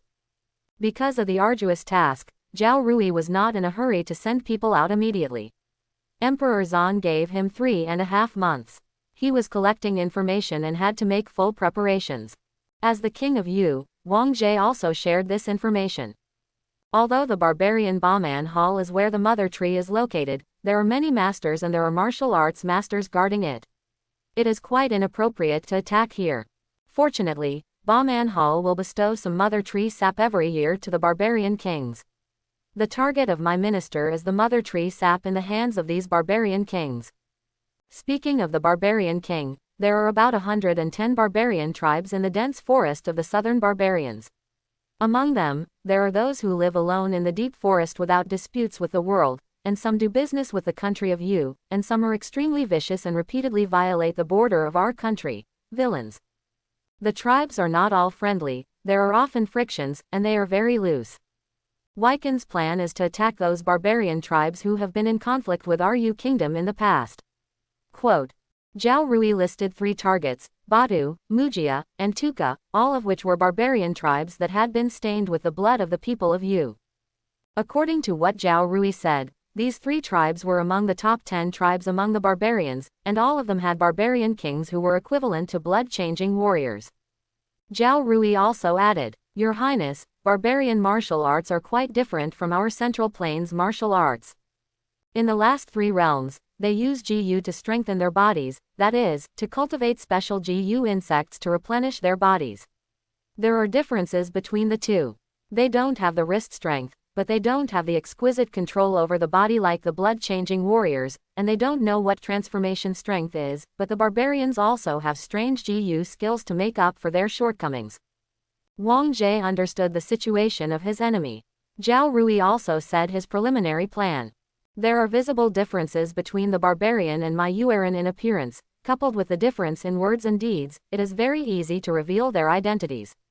The minister intends to let the team approach Mujia through the Guiyu tribe as merchants, and so on. This Guiyu tribe is a tribe that has good relations with our country of Yu, and has frequent trade exchanges.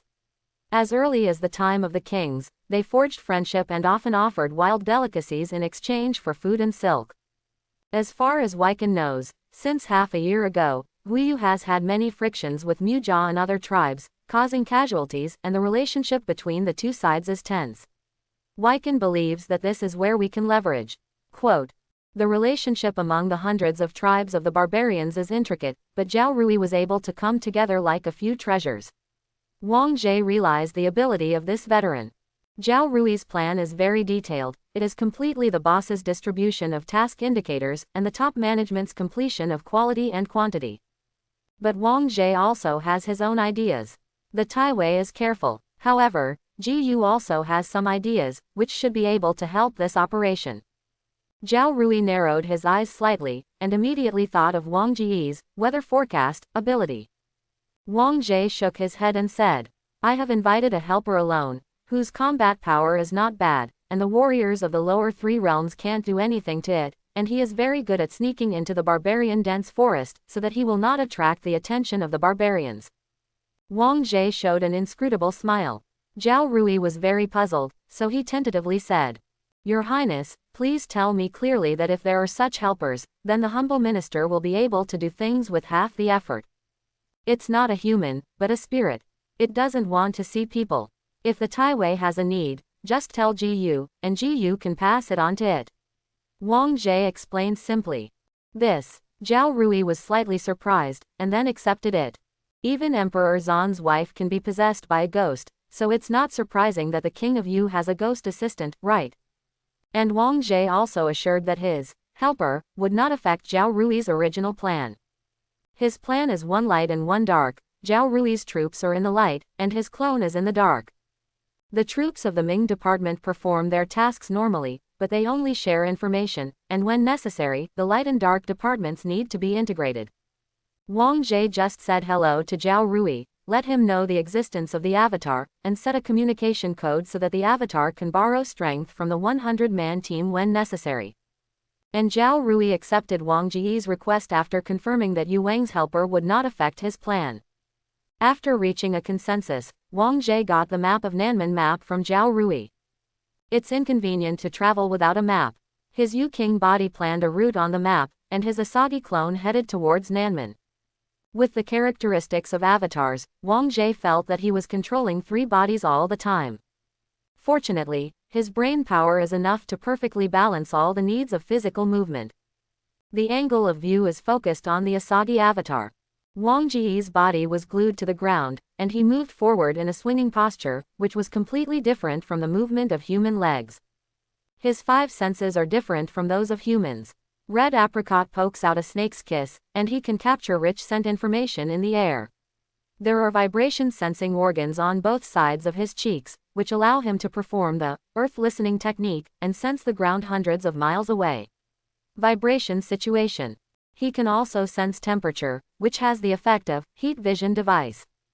This is because the snake body has the ability. Of course, snakes have physical defects, and Wang Jie also has them. For example, snakes have extremely poor vision. But this defect can be filled by the talent of the stone-born spirit monkey. Wang Jie can use the eye of mingling to give himself super visual ability. When he used the body of the viper, he didn't feel any discomfort, and he could perfectly display the power of this body. And the Asagi's strength exceeds 5,000 catties, and its traveling speed is no less than that of human warriors who can travel thousands of miles a day. It only took Wang Jie 1 day to reach the forest of Nanban. According to Zhao Rui's map, he plunged into the wild area. Predators are coming. Wang Jie uttered his inner voice in the snake's body. The first thing he does when he enters the jungle is to eat. As big as a pig and a bear, as small as a pika, whenever he ran into food along the way, Wang Jie would open his mouth wide and devour it all. The poisonous miasma and poisonous insects that humans are afraid of have no effect on the Snake King Song. He is the top predator, grabbing nutrients wantonly. While traveling, while eating. The King of Yu has limited funds for martial arts secret food, and the animals in this dense forest are Wang Jie's buffet. After rushing to the destination Badu tribe, he felt that his physical strength had broken through to the point of 5,300 catties. Eat and drink enough, it's time to do big things. Wang Jie's snake pupils glowed with golden light, and its body was coiled around the tall tree trunk, hiding its figure, peeping at the barbarian tribe from a distance. At a glance, the Badu tribe has about 30,000 people, and more than half of them are barbarians with martial arts background. Most of them have small insects in their bodies. Insects take root in the heart, abdomen, and spine. While living in symbiosis with the host, they secrete special substances that continuously strengthen the host's physical strength, giving it the strength to compete with warriors. Is this the Nanman Gu worm? The world is so big, there are so many wonders. Wang Jie's snake eyes looked at those little bugs, and there was a trace of desire in his blood, wanting to devour the Gu worms on those barbarians, and instinctively told him that those little bugs were the best tonic. Restraint, restraint, I am not a beast driven by instinct. Wang Jie vomited the red apricot, shook his head, and saw it with his bright eyes. Those Gu worms are the source of the barbarian's power. If they can destroy the Gu worms, it is equivalent to breaking the barbarian's skill. But Wang Jie remained patient. During the day, he restrained his breath and coiled around the big tree, reading the conversations of the group of barbarians from a distance with his eyes of enlightenment. Wang Jie had learned barbarian language before, and it was easy to understand what they communicated. Soon he knew the layout of the barbarian tribe based on the content of these people's exchanges, who the Badu barbarian king was, what he was doing, and where the Badu tribe's treasure house was located. After observing the people who needed information clearly, at night, Wang Jie's snake body crawled to the ground and headed towards the Badu tribe. With the luminous stone-scale armor's effect of harmonizing with light and dust, and the insight of Mingling's eyes on Mingang and dark posts, he sneaked into this tribe without any danger. Wang Jie's figure walked freely in the Badu tribe. It is very backward here, and it needs to rely on torches, bonfires, and a special kind of firefly to provide lighting.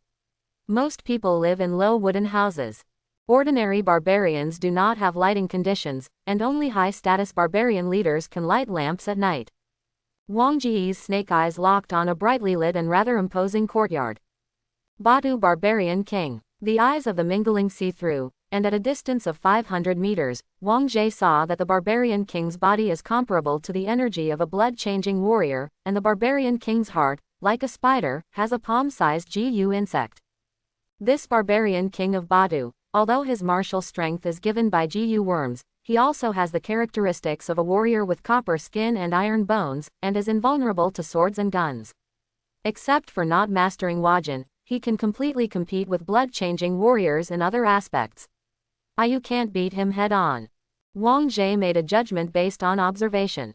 Although he is invulnerable to scales, and even a martial arts master cannot be easily broken, the snake's physical strength is only over 5,000 catties, and it is also impossible to break the defense against the barbarian King Badu. Do you want to use the fragments of the 10,000 ghost sword? Wang Jie thought in his heart. The 10,000 ghost sword fragment is indeed a lethal weapon, but if the target is at the Yijin state, Wang Jie is still very sure, but if it is changing the strength of the blood state, it may be much more difficult. Especially in the barbarian tribe at this moment, if one strike fails, the entire Badu tribe will be alarmed, and the situation will be passive. It must be killed with one blow, but how to do it? Wang Jie thought. He is not impatient, the time is on his side tonight. As long as he does not take the initiative to expose, the barbarians will not find the existence of his snake. The eye of mingling kept scanning the entire camp, and time passed slowly. Suddenly, Wang Jie noticed a change. Badu barbarian, he has started his nighttime entertainment. Wang Jie's eyes saw that the barbarian king of Badu ordered his servants to inform the beautiful barbarian girls to take a bath and put on their clothes. Wang Jie noticed this, and looked at the barbarians, his thoughts turned, and an operation popped up in his mind. Maybe we can attack the barbarian king like this. I have a plan in mind. Wang Jie's body snaked forward, and he came to the wooden house of a barbarian girl without making a sound. That wild girl actually has a maid who is humming a soft song to take a bath. Wang Jie's snake body stayed outside the wooden house without intruding, but with a slight movement of his mind, his soul and body separated from his body. This is the characteristic of the soul-raising system. The first stage of soul-raising comes out of the shell. The soul body out of the shell is invisible and quality-less, and cannot be observed with the naked eye. At most, when the soul body swims, a gust of wind blows. Wang Jie traveled with his soul and body, and at the same time, his mind moved slightly, and 5 pieces of the 10,000 ghost sword flew out of the snake's mouth. Wang Jie wrapped the 5 fragments with his own soul. The large amount of filthy air contained in this fragment represents the residual power of the soul. After Wang Jie controls the fragment, he can fill his own soul with the filthy air in it. And under the blessing of external force, Wang Jie's soul image is like a ghost general wearing armor, holding a sword and holding a flag. He is ghostly, but also majestic. After entering this state, Wang Jie drifted into Man Ji's room. The mortal woman with naked eyes didn't notice this, and when she felt a chill in the back of her head, Wang Ji's soul body had already broken into her mind. In the barbarian tribe, Man Ji is just a plaything enjoyed by the barbarian king. Although there are Gu worms in her body, she has no resistance to Wang Ji's invasion mentally. Wang Jie almost entered the back garden of his own house, occupying the other party's mind. After completing this step, what Wang Jie did was also simple. It is to apply illusions and psychological hints to make Man Ji forget about her mind being invaded. At the same time, Man Ji was controlled to open her mouth, and one of the 5 fragments of the 10,000 ghost sword entered the Man Ji's mouth and was pressed down by her tongue. Afterwards, he applied the psychedelic technique to make the barbarian girl ignore this point, and still maintain the original plan, cleaning her body and then serving the barbarian king of Badu for pleasure. After completing these, Wang Ji's soul body was separated from Man Ji's mind, and he secretly said, "Get 5 fragments." Wang Jie then found 5 wild girls.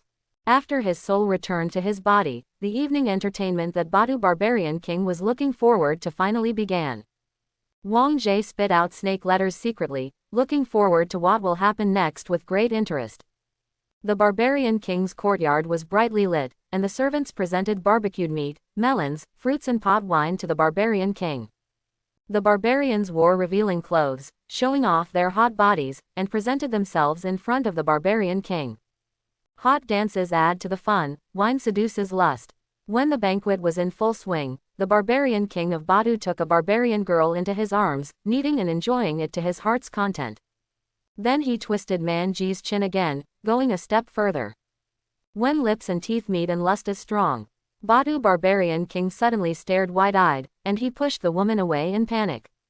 Man Ji staggered and fell to the ground, looking blankly at Badu barbarian king with her beautiful eyes. However, at this moment, the barbarian king was terrified. He covered his mouth with his palm, and strands of blood oozed from his fingers. He stuck his thick fingers into his mouth, as if he was pulling something down his throat. But it turned out to be unsuccessful. He put his hand down to cover his throat, and then pressed to his chest.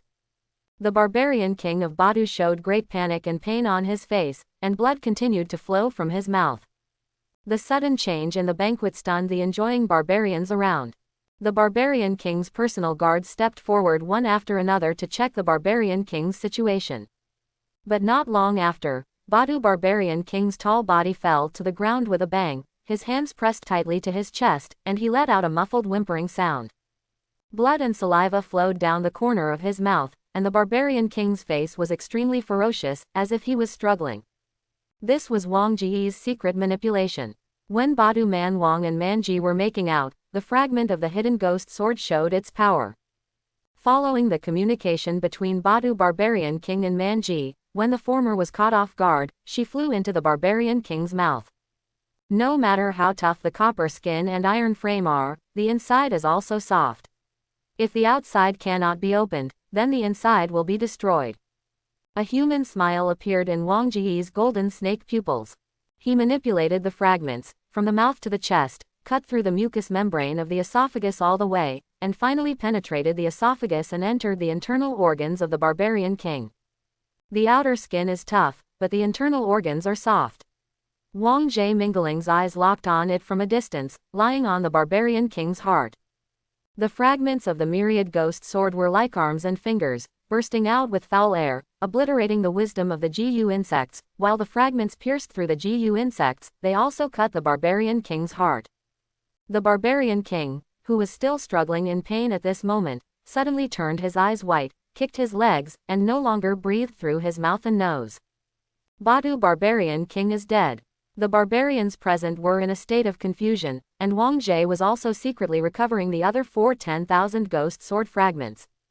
At this time, the barbarian girl who was intimate with the barbarian king woke up like a dream, and realized what happened just now. She covered her mouth, and when she noticed the death of the man king, she was terrified, turned her head and ran away. The chaos in the barbarian king's courtyard has nothing to do with Wang Ji. When the barbarians focused on the barbarian king's body, he had already gone to fetch treasure. Killer licks the bag. Wang Ji's mingling eyes can find any good things in this tribe, and it doesn't take much effort to find the treasure house. I saw the dazzling array of barbarian specialties, barbarian blood ginseng more than 10 years old, and the main goal of this trip, half a cup of the branch sap of the abdusumu tree.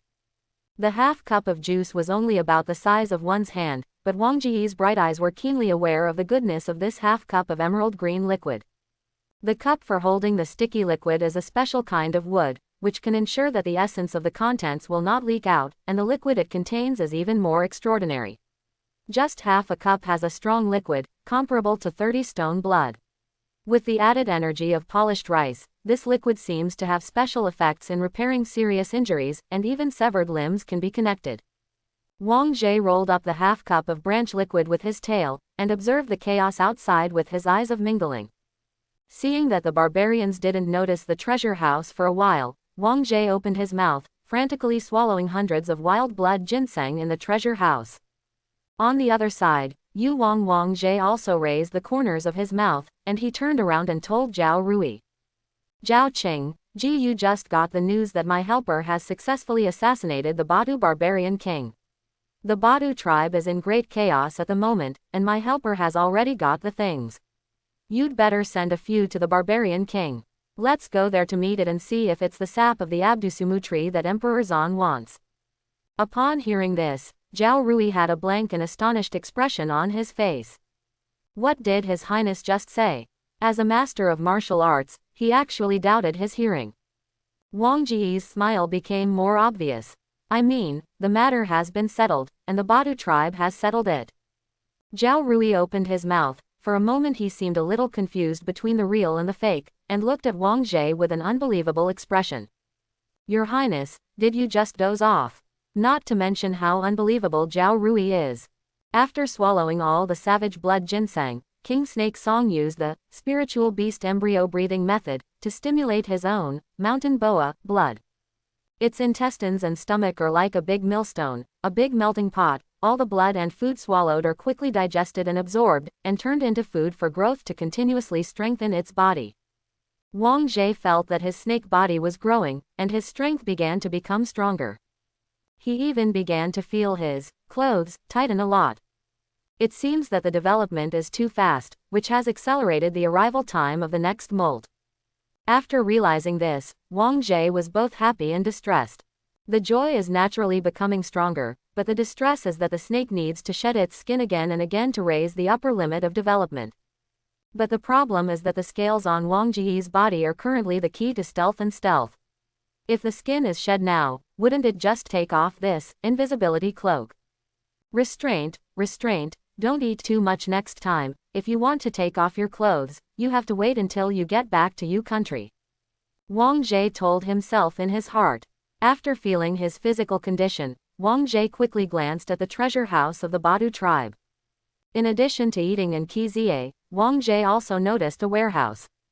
He took a quick look and found that most of them were Gu insect eggs. Will this thing work for me? When he was puzzled, Wang Jie's thoughts suddenly moved slightly, and the simple stone slab appeared in front of his eyes.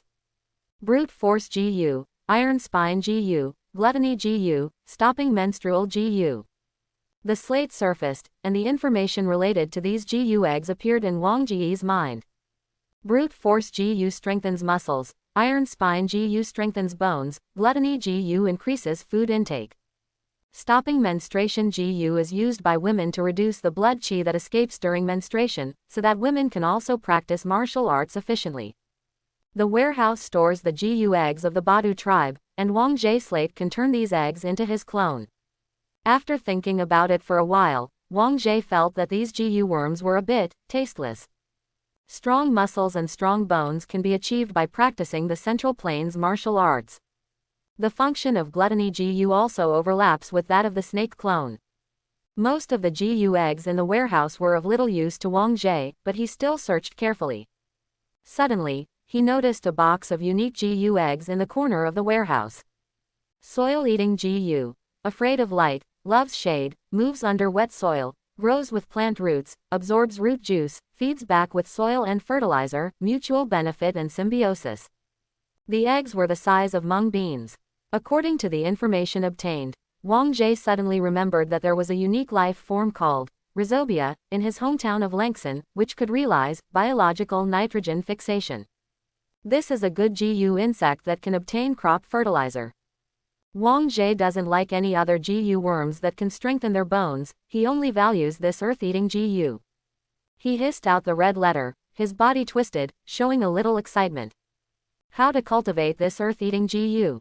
What other characteristics does it have, and what are the conditions for hatching and growing? There should be people in the Badu tribe who know these methods, but it's hard to get them now. However, I have the nature of knowing it, and if it takes a little time, I will always figure it out. Quote. He decided in his heart that since the snake body has no limbs, Wang Jie could only hold the Gu eggs in his mouth. Therefore, the carrying amount is not much, so he can only choose the best among the best, carefully select with the eye of mingling, and pick the best few from the thousands of eggs of the earth-eating Gu. I don't know if I can meet an egg with the blood of an ancient giant beast in the snake training base. Wang Jie is looking forward to it, he feels that his luck has been very good. However, this time the result made his expectations come to nothing. There are no particularly unique eggs, and the quality is similar. Although a little disappointed, Wang Jie still picked 100 Gu insect eggs of good quality as much as possible, wrapped them in leaf skin, and contained them in his mouth. After taking this, Wang Jie looked around at the other Gu eggs in the warehouse, thinking. The barbarians' Gu eggs are equivalent to secret mines for making weapons and armor. They are strategic resources. Destroying these things can kill the development potential of the Badu tribe. Wang Jie didn't show much mercy to the barbarians who had invaded his country. Although he had to refrain from eating to avoid the premature molt, Wang Jie was still able to use the violent power of his snake body to wreak havoc in the warehouse, smashing and crushing every box that stored Gu insect eggs, leaving them in a mess. After finishing these, he took the harvest and left the barbarian tribe contentedly. And tonight, the chaos of the Bauman tribe has just begun. On the other side, Taiwei Jiao Rui repeatedly confirmed that King Yu was conscious. He was not talking nonsense, but he fell into deeper confusion. Suddenly assassinated a barbarian king who was comparable to blood exchange. When Jiao Rui was 45 years old, he also killed a barbarian king. He knew how difficult it was for a barbarian with copper skin and iron bones, a strength of 100,000 jin, and who was good at using GU skills. How did it work so fast? What is the origin of His Highness's ghost helper? If the Taiwei has doubts, then ask Duwei Zhao to go to the Guiyu tribe and meet with my ghost helper for a while, and then we can be sure. Wang Jie said with a smile. Zhao Duwei is the eldest son of Zhao Rui, Zhao Du, and the official residence is Duwei. That's fine, I'm calling Guzi to lead people into barbarism. Zhao Rui cupped his hands. His preparations are also finished, and the 100-man squad can start to act. Wang Jie nodded slightly, and agreed with Zhao Rui on the secret code for the meeting. 3 days later, a caravan from Yu State entered the barbarian Guiyu tribe. The caravan of hundreds of people is headed by a tall, black-haired, middle-aged man with resolute features. He was wearing a red silk suit with a knife on his waist.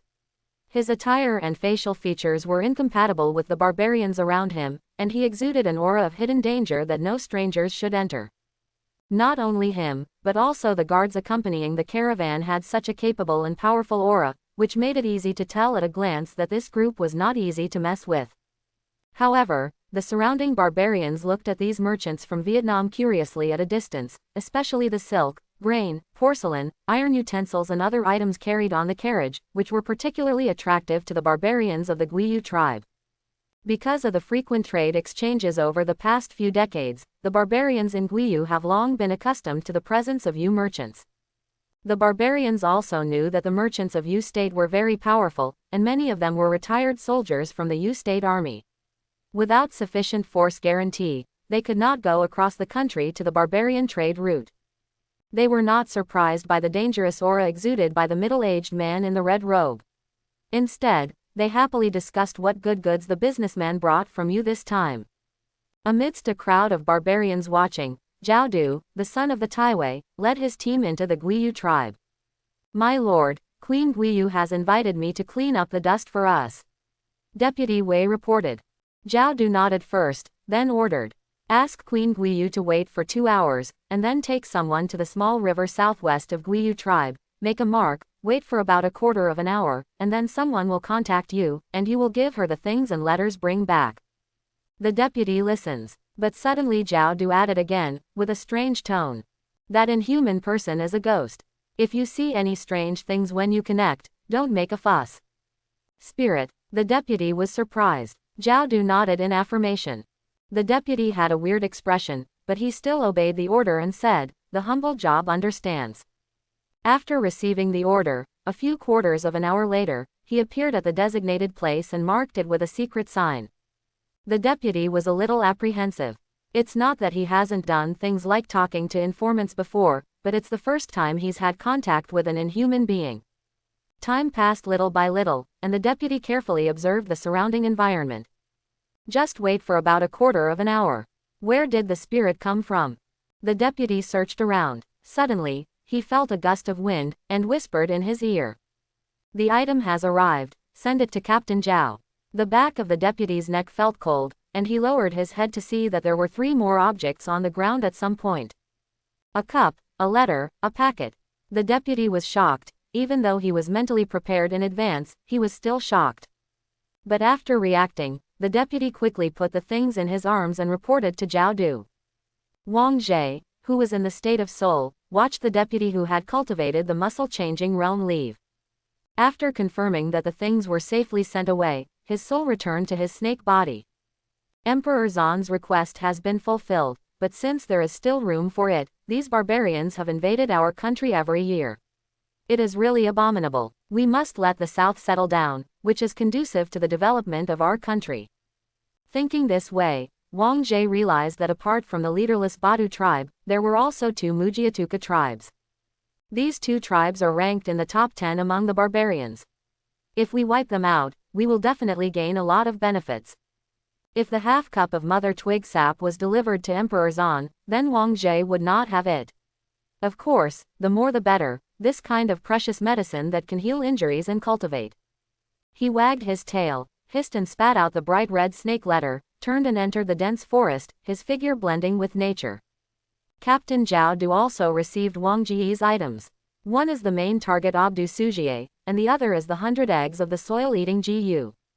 Then there was a letter, which was written on the bark of the tree by Jay Snake King Jay using his tail as a hand, curling up a branch, stained with animal blood. Zhao Du read the letter. In addition to keeping the mother tree sap well, the letter also mentioned that he wanted to use this operation to calm down the 3 barbarians who invaded the border of the country in one fell swoop. Support. Can you assassinate the barbarian king of Badu and make all the spirits retreat?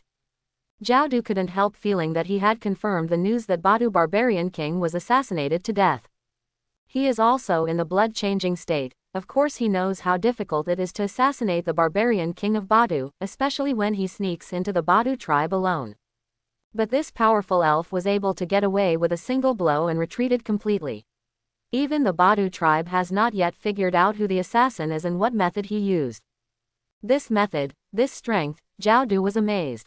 This is the strong man His Highness recruited, and it's really unfathomable. After Zhao Du sighed for a while, he knew that with the support of spirit masters, the success rate of the Yu Kingdom in cleaning up the 3 parts of the Nanman would be greatly improved. This barbarian really deserves to be suppressed, if not suppressed. Zhao Du nodded, and with Abdu Sumu's twig sap in hand, their main goal now is to suppress the barbarians. Zhao Du continued to read the letter, and there was another thing on it, saying that His Royal Highness the King of Yu wanted to cultivate a kind of Gu insect called earth-eating Gu, and hoped that Zhao Du would go to the Guiyu tribe to inquire about how to cultivate this kind of Gu insect. Method. Earth Gu. Zhao Du didn't understand what it was, but now that Queen Guiyu is hosting a banquet invitation, Zhao Du thought he could take this opportunity to find out. Pack up the letters and insect eggs, and then ask 2 reliable confidants in Yijinjing to bring the mother tree sap and send them back to Yu Kingdom immediately. After finishing these, Zhao Du tidied up his clothes and went to Queen Guiyu's reception banquet. The banquet was not loud, very low-key. But with all the etiquette, Queen Guiyu received Zhao Du according to the standard of receiving envoys from the Yu Kingdom, and did not regard him as an ordinary businessman. Your envoy has worked hard all the way, please sit down and enjoy the banquet. Queen Guiyu is a 42-year-old woman with good looks, mature temperament, plump figure and very well-maintained body. There is a miraculous anti-menstrual Gu, which allows barbarians to become powerful warriors. Queen Guiyu is a warrior equivalent to a senior tendon-changing state. The clothes on her body not only have the characteristics of barbarians, but also use silk from Shengyu Kingdom, which highlights the fusion of cultures on both sides. Because the Guiyu tribe does not produce enough food, if they want to feed their people, the Guiyu tribe must import from Yu. So this woman kept her posture very low in front of the envoys from the Yu Kingdom. Zhao Du also looked arrogant, acting like an envoy of a great power. After a while of pleasantries, the 2 sides entered into a formal topic. Queen Guiyu signaled her attendants to back off. In contrast, a savage girl about 16 or 17 years old walked into the banquet room, and her cultivation was in the meat realm. Zhao Du glanced at her, and said in a lukewarm tone. This is the daughter of the former barbarian king of the Mujia tribe, right? The current barbarian king of the Mujia tribe assassinates the old barbarian king. More than 2 months ago, in order to divert internal conflicts, the new barbarian king brazenly joined forces with several other barbarian kings to plunder the country of Yu. There was a hint of hatred in the eyes of this barbarian girl, but she restrained herself very well, touched her chest with her right hand, bent down and saluted. The envoy of Yu Kingdom, Anhao, the daughter's name is Mu Suling. She speaks clearly, with very few barbarian accents, and she talks to Zhao Du completely in the way of people from the Central Plains. Zhao Du nodded slightly. The heir of the old barbarian king of the Mujia tribe appeared, and what Zhao Du and Queen Guiyu talked about was very simple. On the grounds of supporting Mu Suling and restoring her original right to inherit the barbarian king, she launched an attack on the Mujia tribe. In this matter, the Yu Kingdom, the Guiyu tribe, and Mu Suling all have a common goal. The state of Yu needs Zia, as well as the pacification of the Nanman calamity. Sending troops directly to lift up the Nanman may greatly arouse the fear of the Nanman, and even alarm Ba Mandian. It is easy to start a war, but it is difficult to finish it. You cannot drag Yu into the quagmire of war. Therefore, in order to control influence, it is necessary to put on a skin, and engage in borrowing a knife to kill people. The Guiyu tribe needs space to develop and make allies. In the past, the warlike Turka and Badu tribes often bullied the Guiyu tribe, who kept their own way and traded with you, and now they have to add a Mujia tribe. Queen Guiyu is deeply worried about the future of her tribe. Action must be taken against the Mujia tribe. This is for the development of the Guiyu tribe.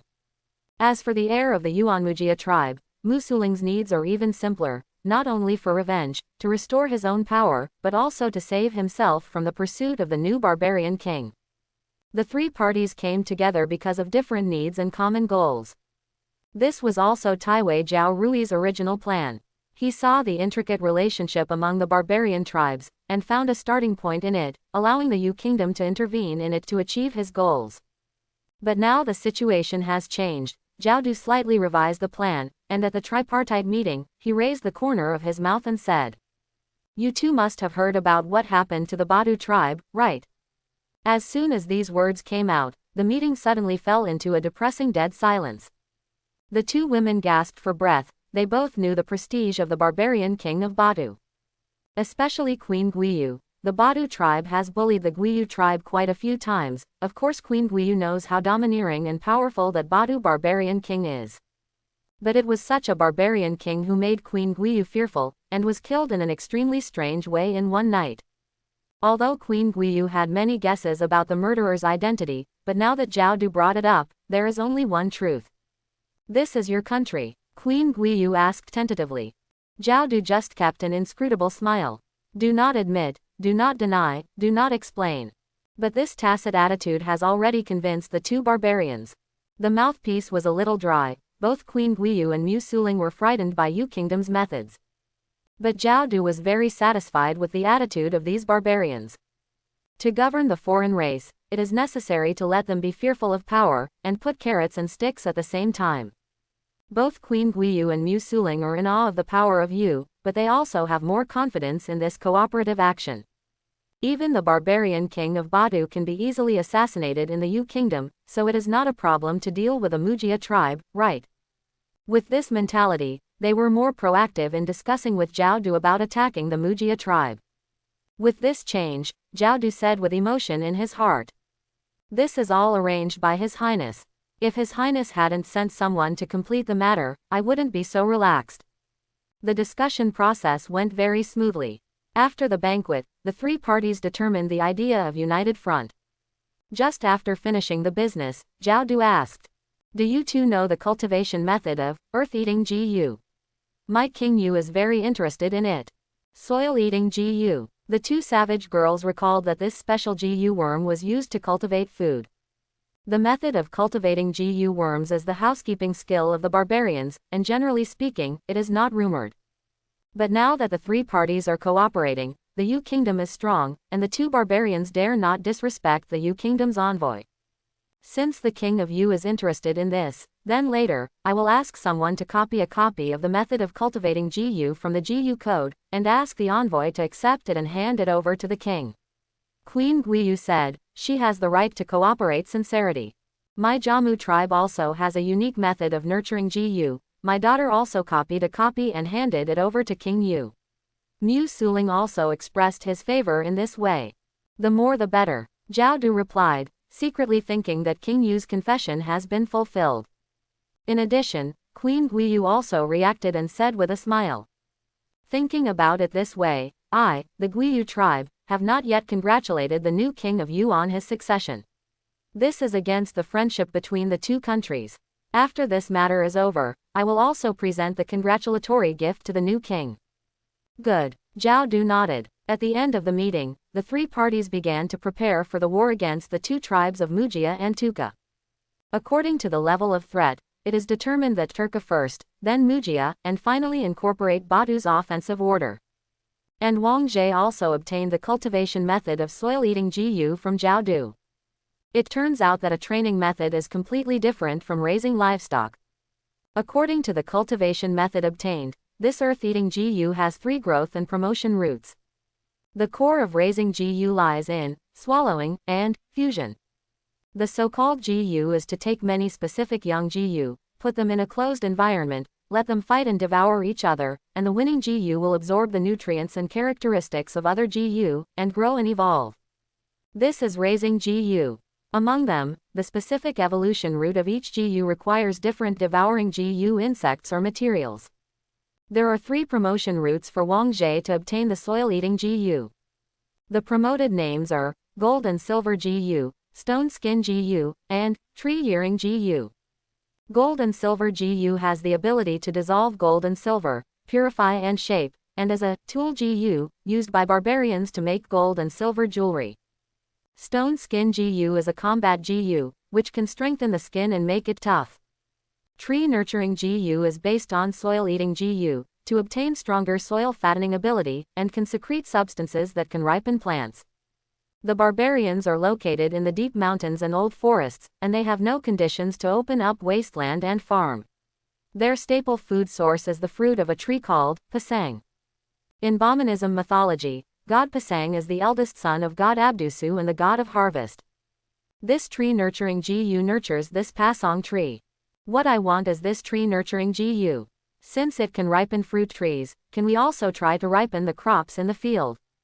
Wang Zhe thought. However, he also considered another issue. If you want to plow the fields, how many GU worms will be used to fatten each mu of land? Dozens or hundreds of GU worms per mu. It's inconvenient for me to cultivate them as clones. If this is the case, even if Wang Zhe's soul is divided into 1,000 shares, that is not enough for farming. Those barbarians, how do they manipulate these GU worms to make them obey their orders? Thinking about it this way, Wang Zhe felt that there was still a lot of room for research in this GU raising system. Zhao Du was still busy preparing for the battle. Wang Zhe didn't bother him. He chose to hide in the forest, and observe the barbarians' way of using GU insects from a distance through the eyes of mingling. After 5 days of observation, relying on his talent, he really figured out the mystery of the barbarians' use of GU. The barbarians' GU raising system is divided into master and slave. The master GU can be used to control the slave GU. The master GU in each barbarian is unique, but there can be many slave GU. According to Wang Zhe's observation results, after each barbarian reaches the right age, the witch priest in the clan will select specific GU insects according to the barbarian's future occupation, and perform secret techniques to allow the barbarians and GU insects to blend in flesh and blood, and have the ability to control the main GU. The stronger the main GU, the more subordinate GU that can be controlled, the better. Of course, if the main GU dies, the barbarian's life will also be severely damaged, or even die. After Wang Zhe's thorough research, he found that he seemed to have a unique advantage. I don't need to fuse my body with the GU worms. I can directly use the slates, other transformation method, to take the main GU for my own use. I am a GU, so I don't need flesh and blood fusion at all. Then the next thing is simple, get a high-quality master GU. Not all GU can be the master GU. The master GU must be able to suppress and dominate the subordinate GU. And the soil-eating GU can only be a slave GU, not a master GU. Wang Zhe also discovered based on his own observations that the barbarian tribe evolved from the GU raising system, and the class solidification was very serious. Commoners can only use folk GU, while barbarian kings use king GU. King GU has a strong suppressive power over folk GU. This is completely a tribe that uses GU as a status symbol. The king's GU and the people's GU both come from the witch sacrifice, and the witch sacrifice comes from the Bahman Palace. This shows that the Bahman Palace has control over the various tribes of the barbarians. Wang Zhe secretly thought. Based on his own observations, he concluded, if you want to obtain the king GU, you must either get the approval of Bahmandian, or, like a GU, devour a higher level GU and get promoted. The former is not feasible for Wang Zhe, but the latter has room for manipulation. Even if it is folk GU, as long as it devours king GU, it can also be promoted to king GU. But right now, Wang Zhe has 2 targets, King Tuka and King Mujia. The king GU is different from assassination. If I can bring out the king GU after killing the barbarian king, but the king GU is of great significance to the barbarians and they will definitely swarm up and snatch it. It will not be easy to escape in that case. All barbarians defeated. It's a pity that I didn't get the King Jiyu from Badu Barbarian King, but at that time there was really no chance. It's different this time, I can lead my helpers to attack the barbarian tribe directly. Wang Jie planned in his heart, looking forward to the next crusade against the two barbarian tribes. As time passed, Zhao Du and others prepared a plan. Finally, on the 8th day of entering the barbarians, Yu Guo, Gui Yu, and the remnants of the old barbarian king led by Mu Suling combined their combat power. And the day before the start of the battle, Wang Jie notified Zhao Du with his soul body, telling him that the snake avatar would join the battle at the right time. And also informed him that the king of Yu needs a King Jiyu in the body of the barbarian king. Do you need Jiyu worms in the barbarian king's body? Zhao Du pondered for a while. Killing the barbarian king was originally a requirement in their plan, but on the basis of beheading the barbarian king, they just took out the Jiyu insects, which did not affect their plan. Wang Jie also provided the layout of the two manshayas, which were observed with the eye of mingling, emphatically marking the locations of various warehouses, and asked Zhao Du to collect these good things after breaking through the manshayas. When Zhao Du saw the map provided by the avatar of the snake, he couldn't help but marvel. This mysterious expert appointed by His Highness is really shrewd and capable. Knowing himself and the enemy, Zhao Du became more confident about this operation. Finally, Wang Jie informed Zhao Du that before the battle started, he would first sneak into the barbarian tribe to create disturbances and gain an advantage in battle. There is a precedent of assassinating the barbarian king of Badu, and Zhao Du has great confidence in the ability of this spirit master. That night, relying on his invisible armor, Wang Jie sneaked into the Tuka tribe first. Because of the precedent of the Badu barbarian king being assassinated and killed, the Tuka barbarian king is very nervous these days. He neither dares to enjoy himself nor leave his guards. He has also greatly strengthened the vigilance of the tribe. Wang Jie was able to discover that the barbarians of the Tuka tribe patrolled with torches at night, using various Jiyu insects that could sense the traces of intruders. However, the focus of these barbarian inspections was mainly human beings, and they never thought that the assassin would be a snake. Wang Jie was wearing an invisibility armor, his body temperature was consistent with the environment, his aura was restrained, and he had the eyes of the mingling to see into the secret posts of the Tuka tribe. Through the blind spot of the patrol, he still sneaked into the Tuka tribe without any danger. Observing the situation, this time the Tuka barbarian king had many guards around him, and Wang Jie did not plan to attack the barbarian king. He chose to start with ordinary barbarians and create riots. As soon as the snake kiss opened, 5 fragments of the 10,000 ghost sword flew out. Wang Jie climbed up to the wooden house where the barbarians lived, lay on the roof, and controlled the fragments with his mind. Seeing a patrolling barbarian team enter his position within a radius of 50 miles, Wang Jie drove the fragments to fly. 5 fragments, 5 people, a black light flashed, and there was a small and sharp scream in the air. The vigilant barbarians noticed the abnormal noise, and when they were about to react, they suddenly became in a trance, hallucinating the scene of the army of gold and iron horses trampling over. At such a moment of trance, the barbarian felt a sharp pain in his chest, and blood flowed from his chest and mouth. The barbarian lost all his strength and fell to the ground. It was the fragments that penetrated his heart, and smashed the Jiyu worms in his body. 5 shards killed 5 patrolling brutes in quick succession, but that was only the beginning.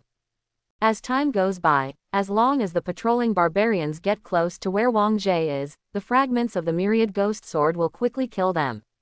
In less than half an hour, the corpses of 20 barbarians fell. At this time, the smell of blood dissipated, and those Jiyu worms sensitive to blood also started to call the police at this moment, making rapid trembling sounds. Wang Jie Mingling's eyes could notice from a distance that hundreds of barbarians began to approach his direction. But before the encirclement was formed, Wang Jie stuck to the ground with his stealth armor and crawled along the edge of the building. No brute would lower their heads and notice a snake crawling in the corner of the ground. Their inertial thinking made them think that the enemy was a tall person. Wang Jie successfully created a commotion in a corner of the barbarian department. Immediately afterwards, he followed suit and continued to kill the barbarians in other corners. The entire barbarian tribe started to become chaotic, and the Jiyu insects who checked the smell of blood kept calling the police.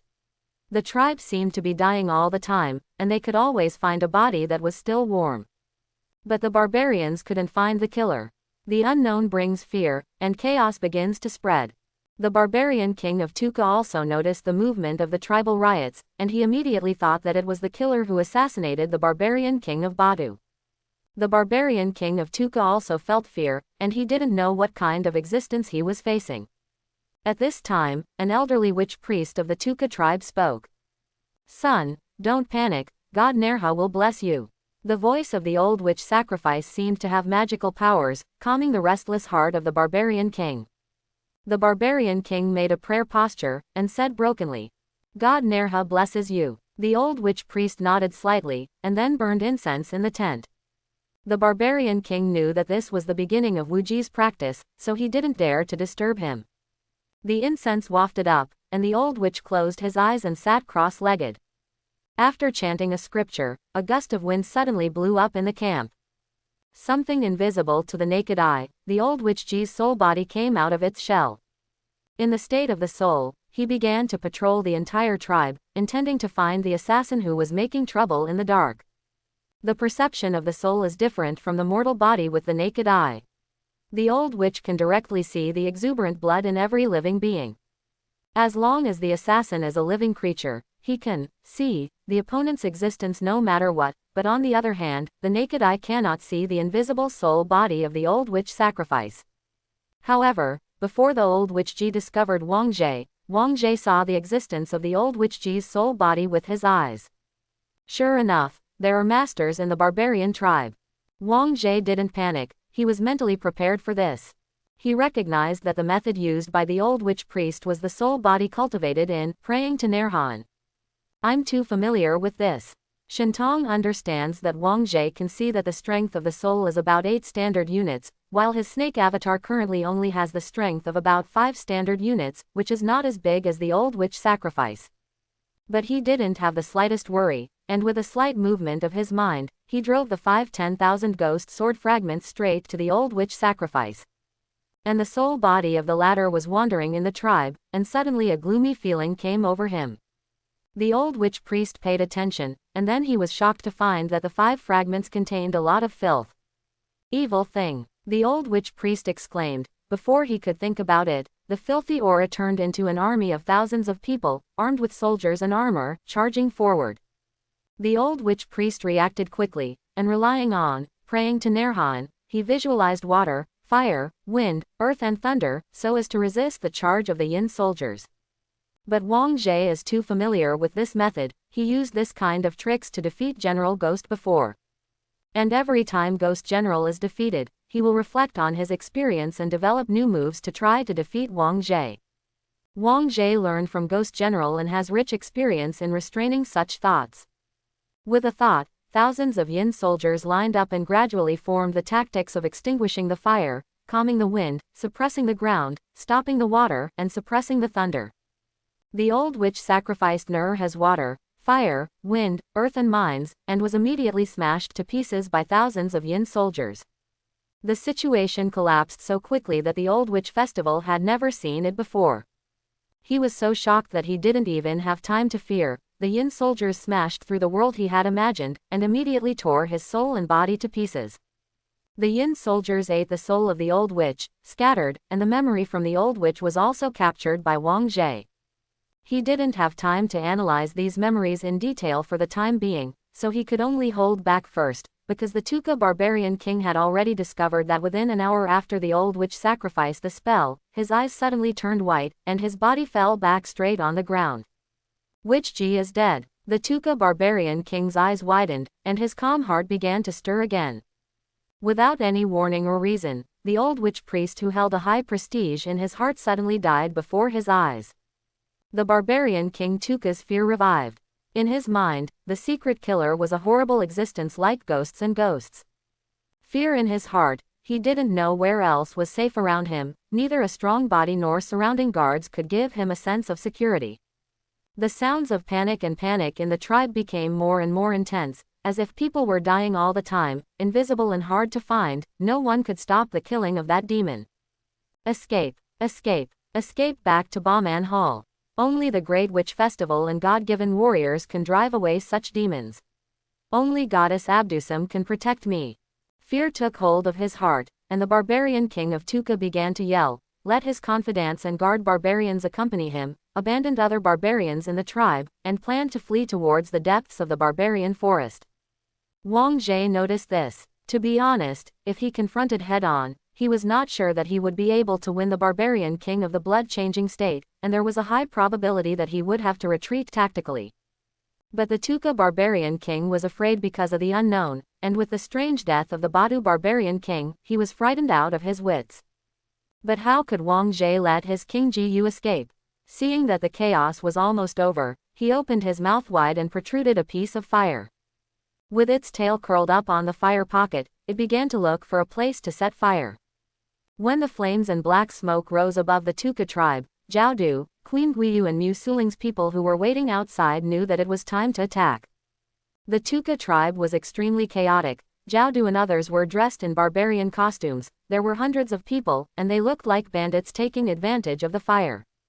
In the already chaotic tribe, they couldn't organize an effective resistance at all, and were directly overwhelmed by Zhao Du and others and forcibly broke into the hinterland of the tribe. Zhao Du brought 100 people, 50 of them followed Wang Jie's instructions and ran to the warehouse where the barbarian tribe stored precious resources as soon as they rushed into the tribe. And Zhao Du himself led 50 other people to look for the trace of Tuka barbarian king. At this time, a gust of dark wind was blowing, and a whisper came from Zhao Du's ear. Tuka barbarian king is in that direction, don't let him escape. Zhao Du reacted, knowing that this was an instruction from the spirit master. He immediately led the people from Guiyu tribe and Musuling to hunt down and kill them. But at Wang Jie's side, he saw that Tuka barbarian king fled too decisively and too fast, and he was afraid that he would really escape. Ever since, he drove the fragments of the 10,000 ghost sword and took the initiative to assassinate the barbarian king Tuka. The Tuka barbarian king who was eager to escape was already on high alert, and when he heard the abnormal screaming sound in the air, he instinctively turned his head away. A sharp airflow across his cheek. The next moment, the mental impact of the gold and iron horse hit, and the Tuka barbarian king was in a trance for a while, and then he felt the stinging attack on his forehead and chest. The pain stimulated his spirit, he quickly recovered from the hallucination, subconsciously touched his chest and head. There were 3 more blood holes in these places, but fortunately his skin was tough, his muscles were strong, and his bones were hard. This sudden attack did not penetrate his body, and even only caused flesh injuries. The expected assassination did not cause serious harm to himself, which surprised the Tuka barbarian king. Is it true that the strength of the assassin is not as terrible as I thought?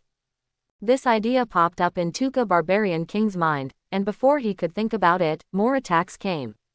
The night was dark, and the flying speed was extremely fast. The barbarian king Tuka couldn't see the fragments with his naked eyes, but he could detect the fragments' flight trajectory through other perceptions.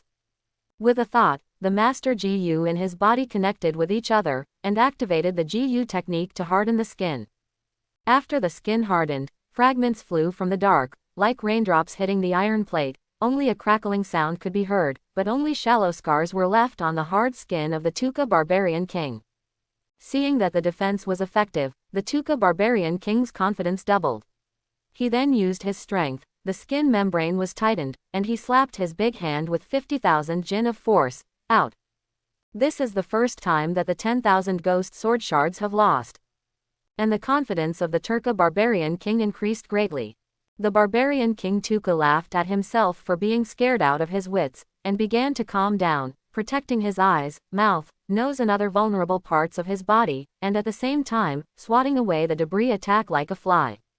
The fragments of the 10,000 ghost sword brought constant mental shock, but it was still within the range that Tuka barbarian king could bear to stay awake.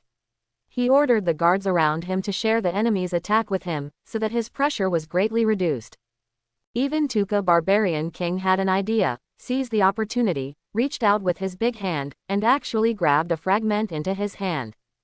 Catch the bug. The barbarian king of Tuka hated it secretly. The grip strength exceeded 30,000 jin, enough for him to pinch the fragments in his hand so that he could not move. The barbarian king of Tuka felt happy and wanted to make other fragments in the same way. But at this time, there was a thrilling crackling sound in the air. The Tuka barbarian suddenly felt the crisis of life and death, and just tilted his head slightly, and saw a white light as fast as lightning striking towards him. The barbarian King Tuka couldn't dodge in time, so he could only use the Gu insect's ability to harden his skin, intending to take the blow forcefully.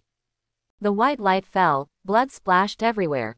The arm of Tuka barbarian king was cut through the skin by the white light, and cut into the bone, and the rough arm was cut into more than half.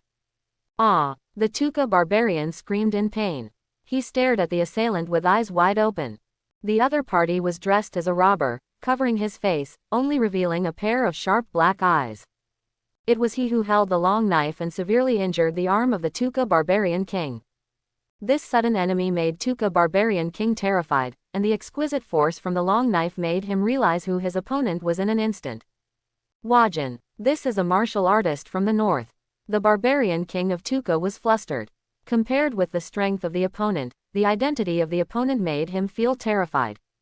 Zhao Du, who came over, moved cleanly. After severely injuring the Tukaman queen with one blow, he slashed out the second time.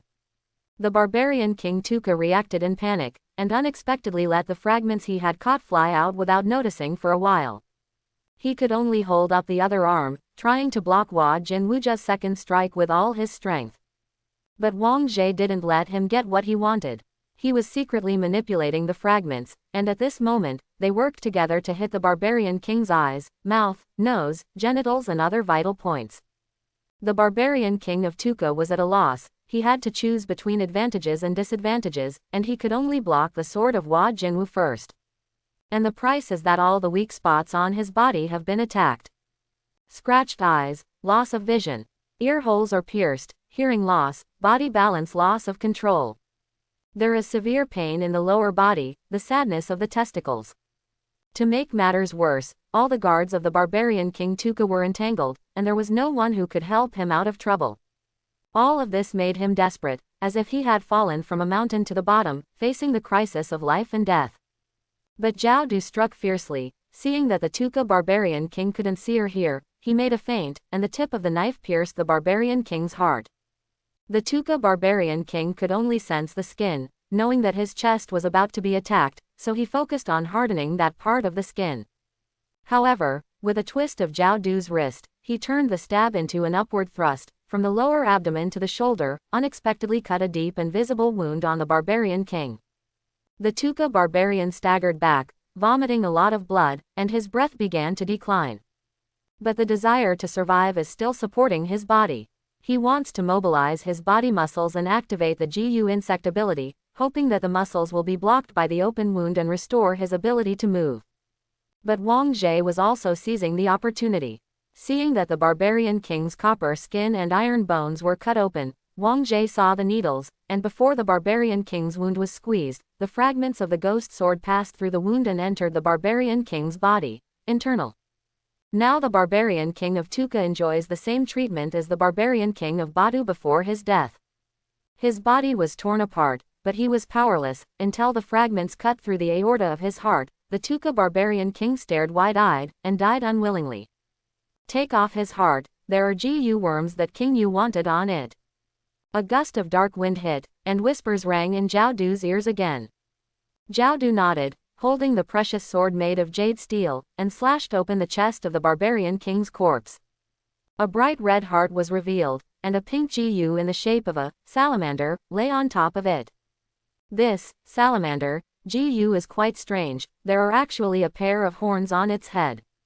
Zhao Du put Wang Gu and the heart into a copper box and locked it up for safekeeping.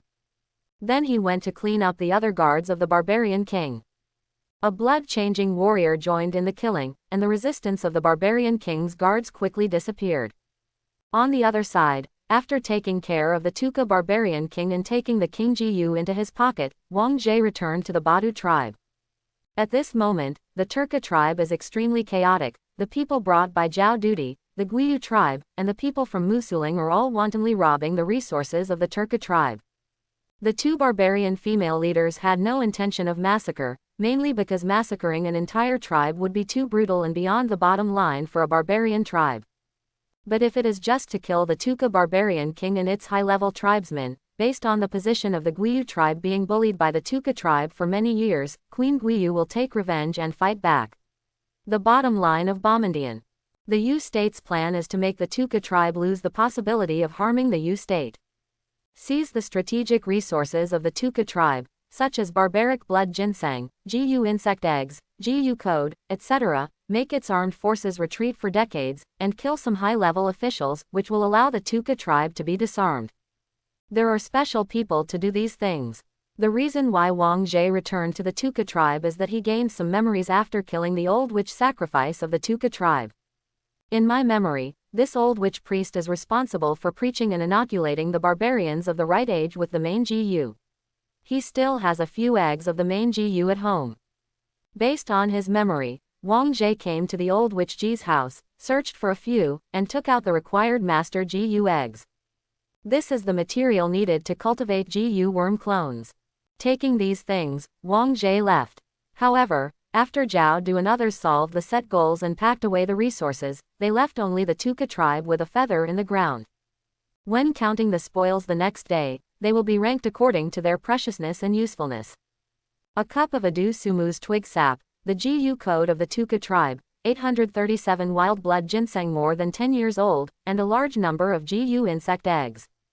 Among them, the Gu code of the Tuka tribe refers to this tribe's unique, complete set of treasure books for cultivating hundreds of fighting Gu, production Gu, and tool Gu. Without the Gu code, the Tuka tribe lost the technical guidance to guide the production and cultivation of Gu insects. And this treasure book also fell into Wang Singer after breaking through the Tuka tribe. At the request of Wang Jie, on the third day after the attack on the Tuka tribe, Zhao Du hurriedly sent the mother tree twig juice, Gu code, Wang Gu heart, and dozens of folk Gu back to the Yu kingdom, to the king of Yu singers. As for other harvests, because the quantity is too large and transportation is inconvenient, they have not returned yet. Wang Jie first put the mother tree sap into the warehouse, and then checked the king Gu of the barbarian king Tuka. The appearance of this Gu worm is that of a pink two-horned salamander, and it has 5 purple lines, but its limbs and tail are all pierced into the heart of Tuka barbarian king. In 3 days, the heart had lost all blood and became shriveled and dull. But in this way, the heart can still provide a certain amount of nutrients, and the king salamander Gu still maintains its life, but becomes extremely sluggish due to the death of the host, and it is only 10 days away from death. Wang Ji's slate surfaced, revealing information. Turn 5 King Gu, birthed by the Gu god tree, Gu insects with a king character, can suppress Gu insects whose level is lower than their own, have supernatural toughened skin, increased strength, extraordinary perception, splice broken limbs, permanent youth characteristics. This King Gu does not meet the needs of the stone refining avatar, it is not an embryo.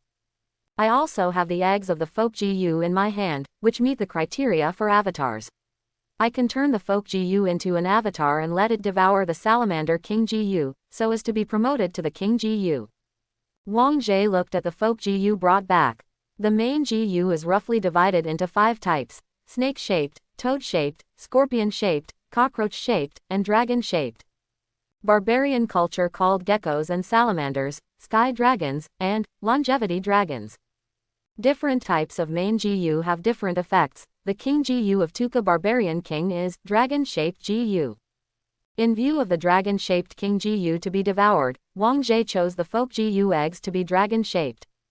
At this moment, the soul strength of King Yu's body has 7 standard units. During the period from cultivating the snake clone to conquering the Tuka tribe, he has maintained his soul cultivation practice, absorbing the yin energy of the 10,000 ghost sword to strengthen his soul. With a thought, he injected a unit soul into the selected folk Gu eggs. Immediately afterwards, his consciousness gained another controllable body, and he had a 4th clone. After the soul settles in, this folk Gu egg has wisdom, which is comparable to the mind of an adult. And the abilities of the first 3 bodies are superimposed, with the god pupil and talent of the stone-born spirit monkey, the control of the king's luck, and the swallowing and absorption talent of the snake. With the blessing of talent, Wang Jie modified the spiritual beast's embryo breathing method into a version suitable for the growth and development of Gu insects, and with the blessing of the talent of swallowing snakes, Gu insect eggs absorb nutrients extremely fast, and it takes more than half a month to hatch. It was abruptly shortened to about 3 days. While waiting for the folk Jiyu to be born, Wang Jie consulted the Jiyu code of the Tuka tribe. Battle Jiyu is divided into strengthening Jiyu and weapon Jiyu. Strengthening Jiyu is like the Tuka barbarian king, which can increase strength and harden the skin, and resist the full blow of a blood-changing warrior. The main Jiyu can obtain the characteristics of the subordinate Jiyu through devouring, and the king Jiyu of the Tuka barbarian king has the characteristics of various Jiyu insects. Strengthening Jiyu is mostly aimed at strengthening the flesh, skin, bones, tendons and blood, but this, weapon Jiyu, is a bit strange.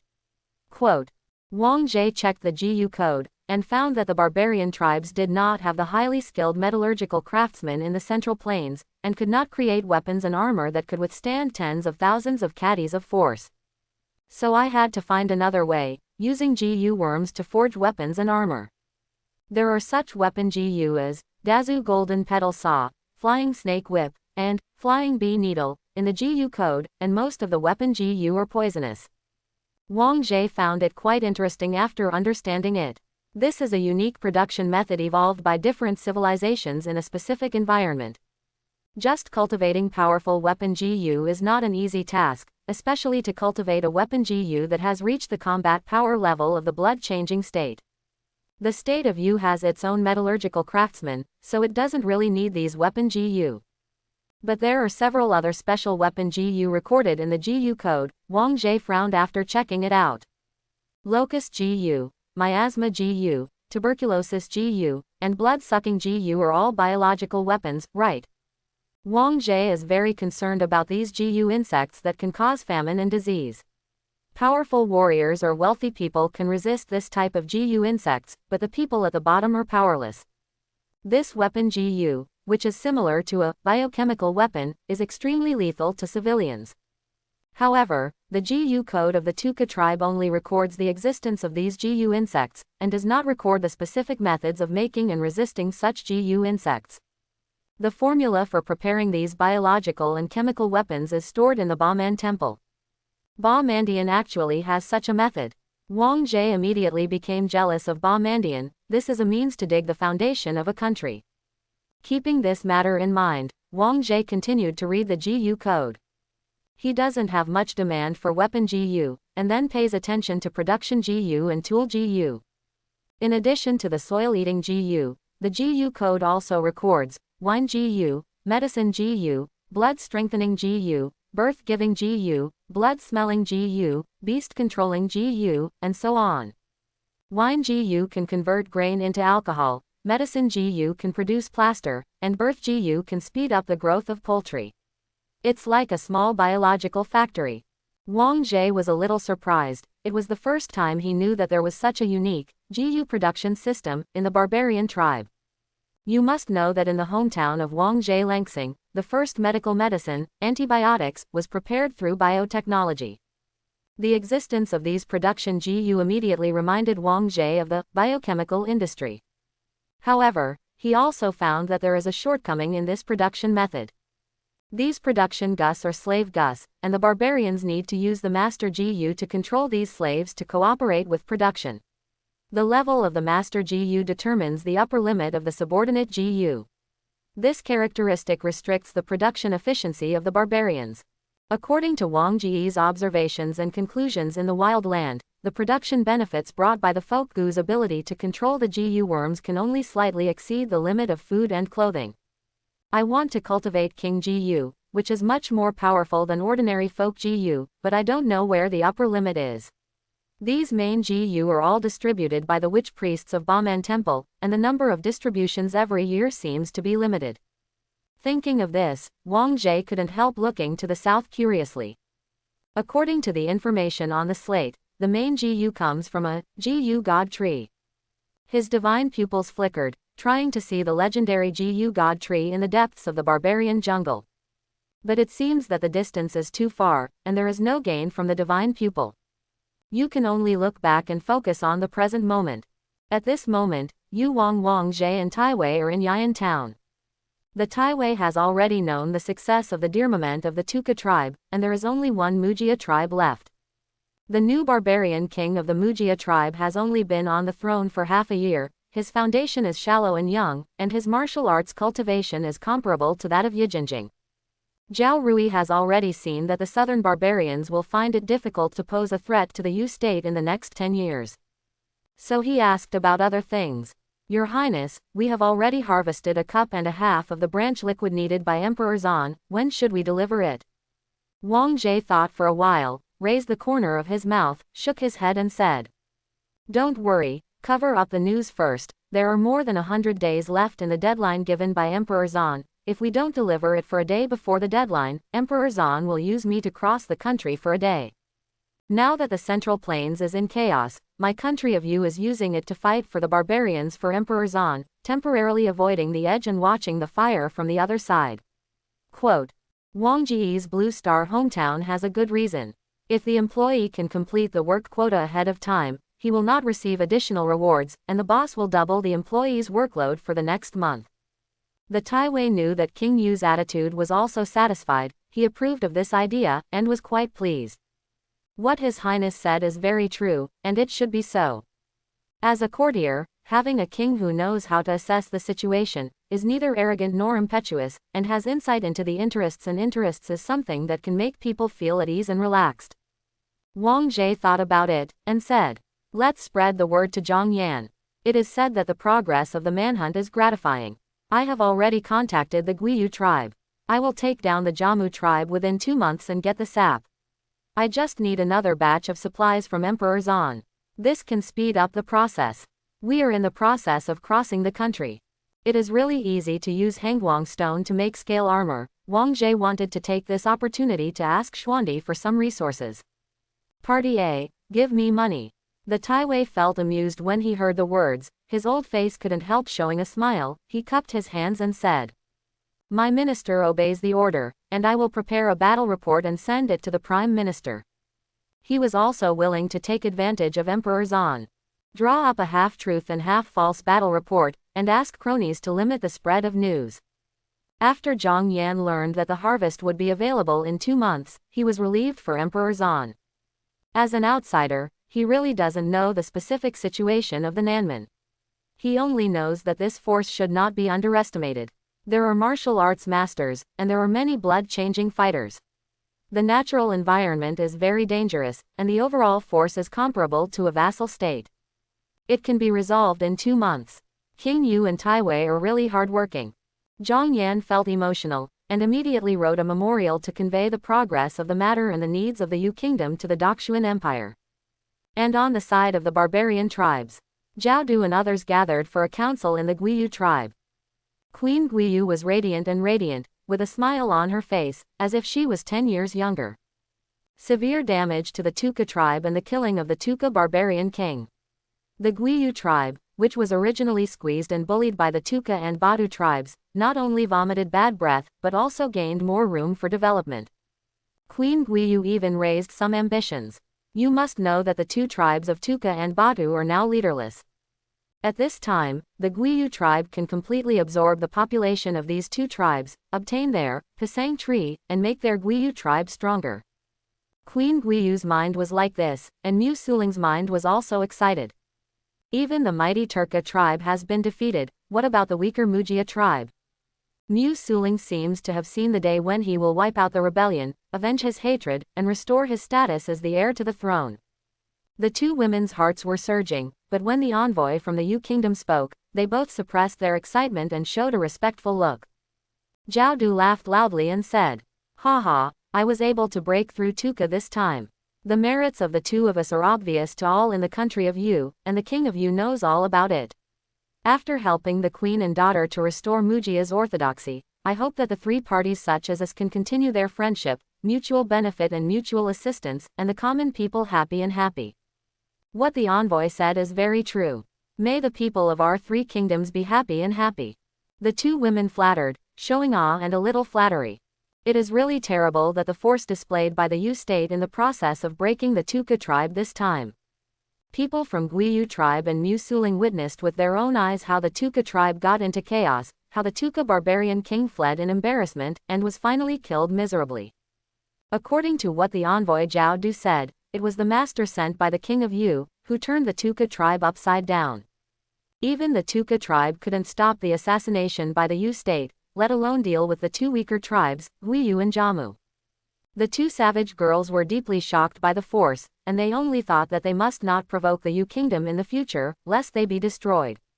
Force brings fear, fear brings surrender. Far away, Jay Snake King's thoughts suddenly moved slightly. He opened the Eye of Mingling, and suddenly found that his luck seemed to have risen a little. The extra luck comes from the barbarian tribe. I hope everyone will support it and subscribe more.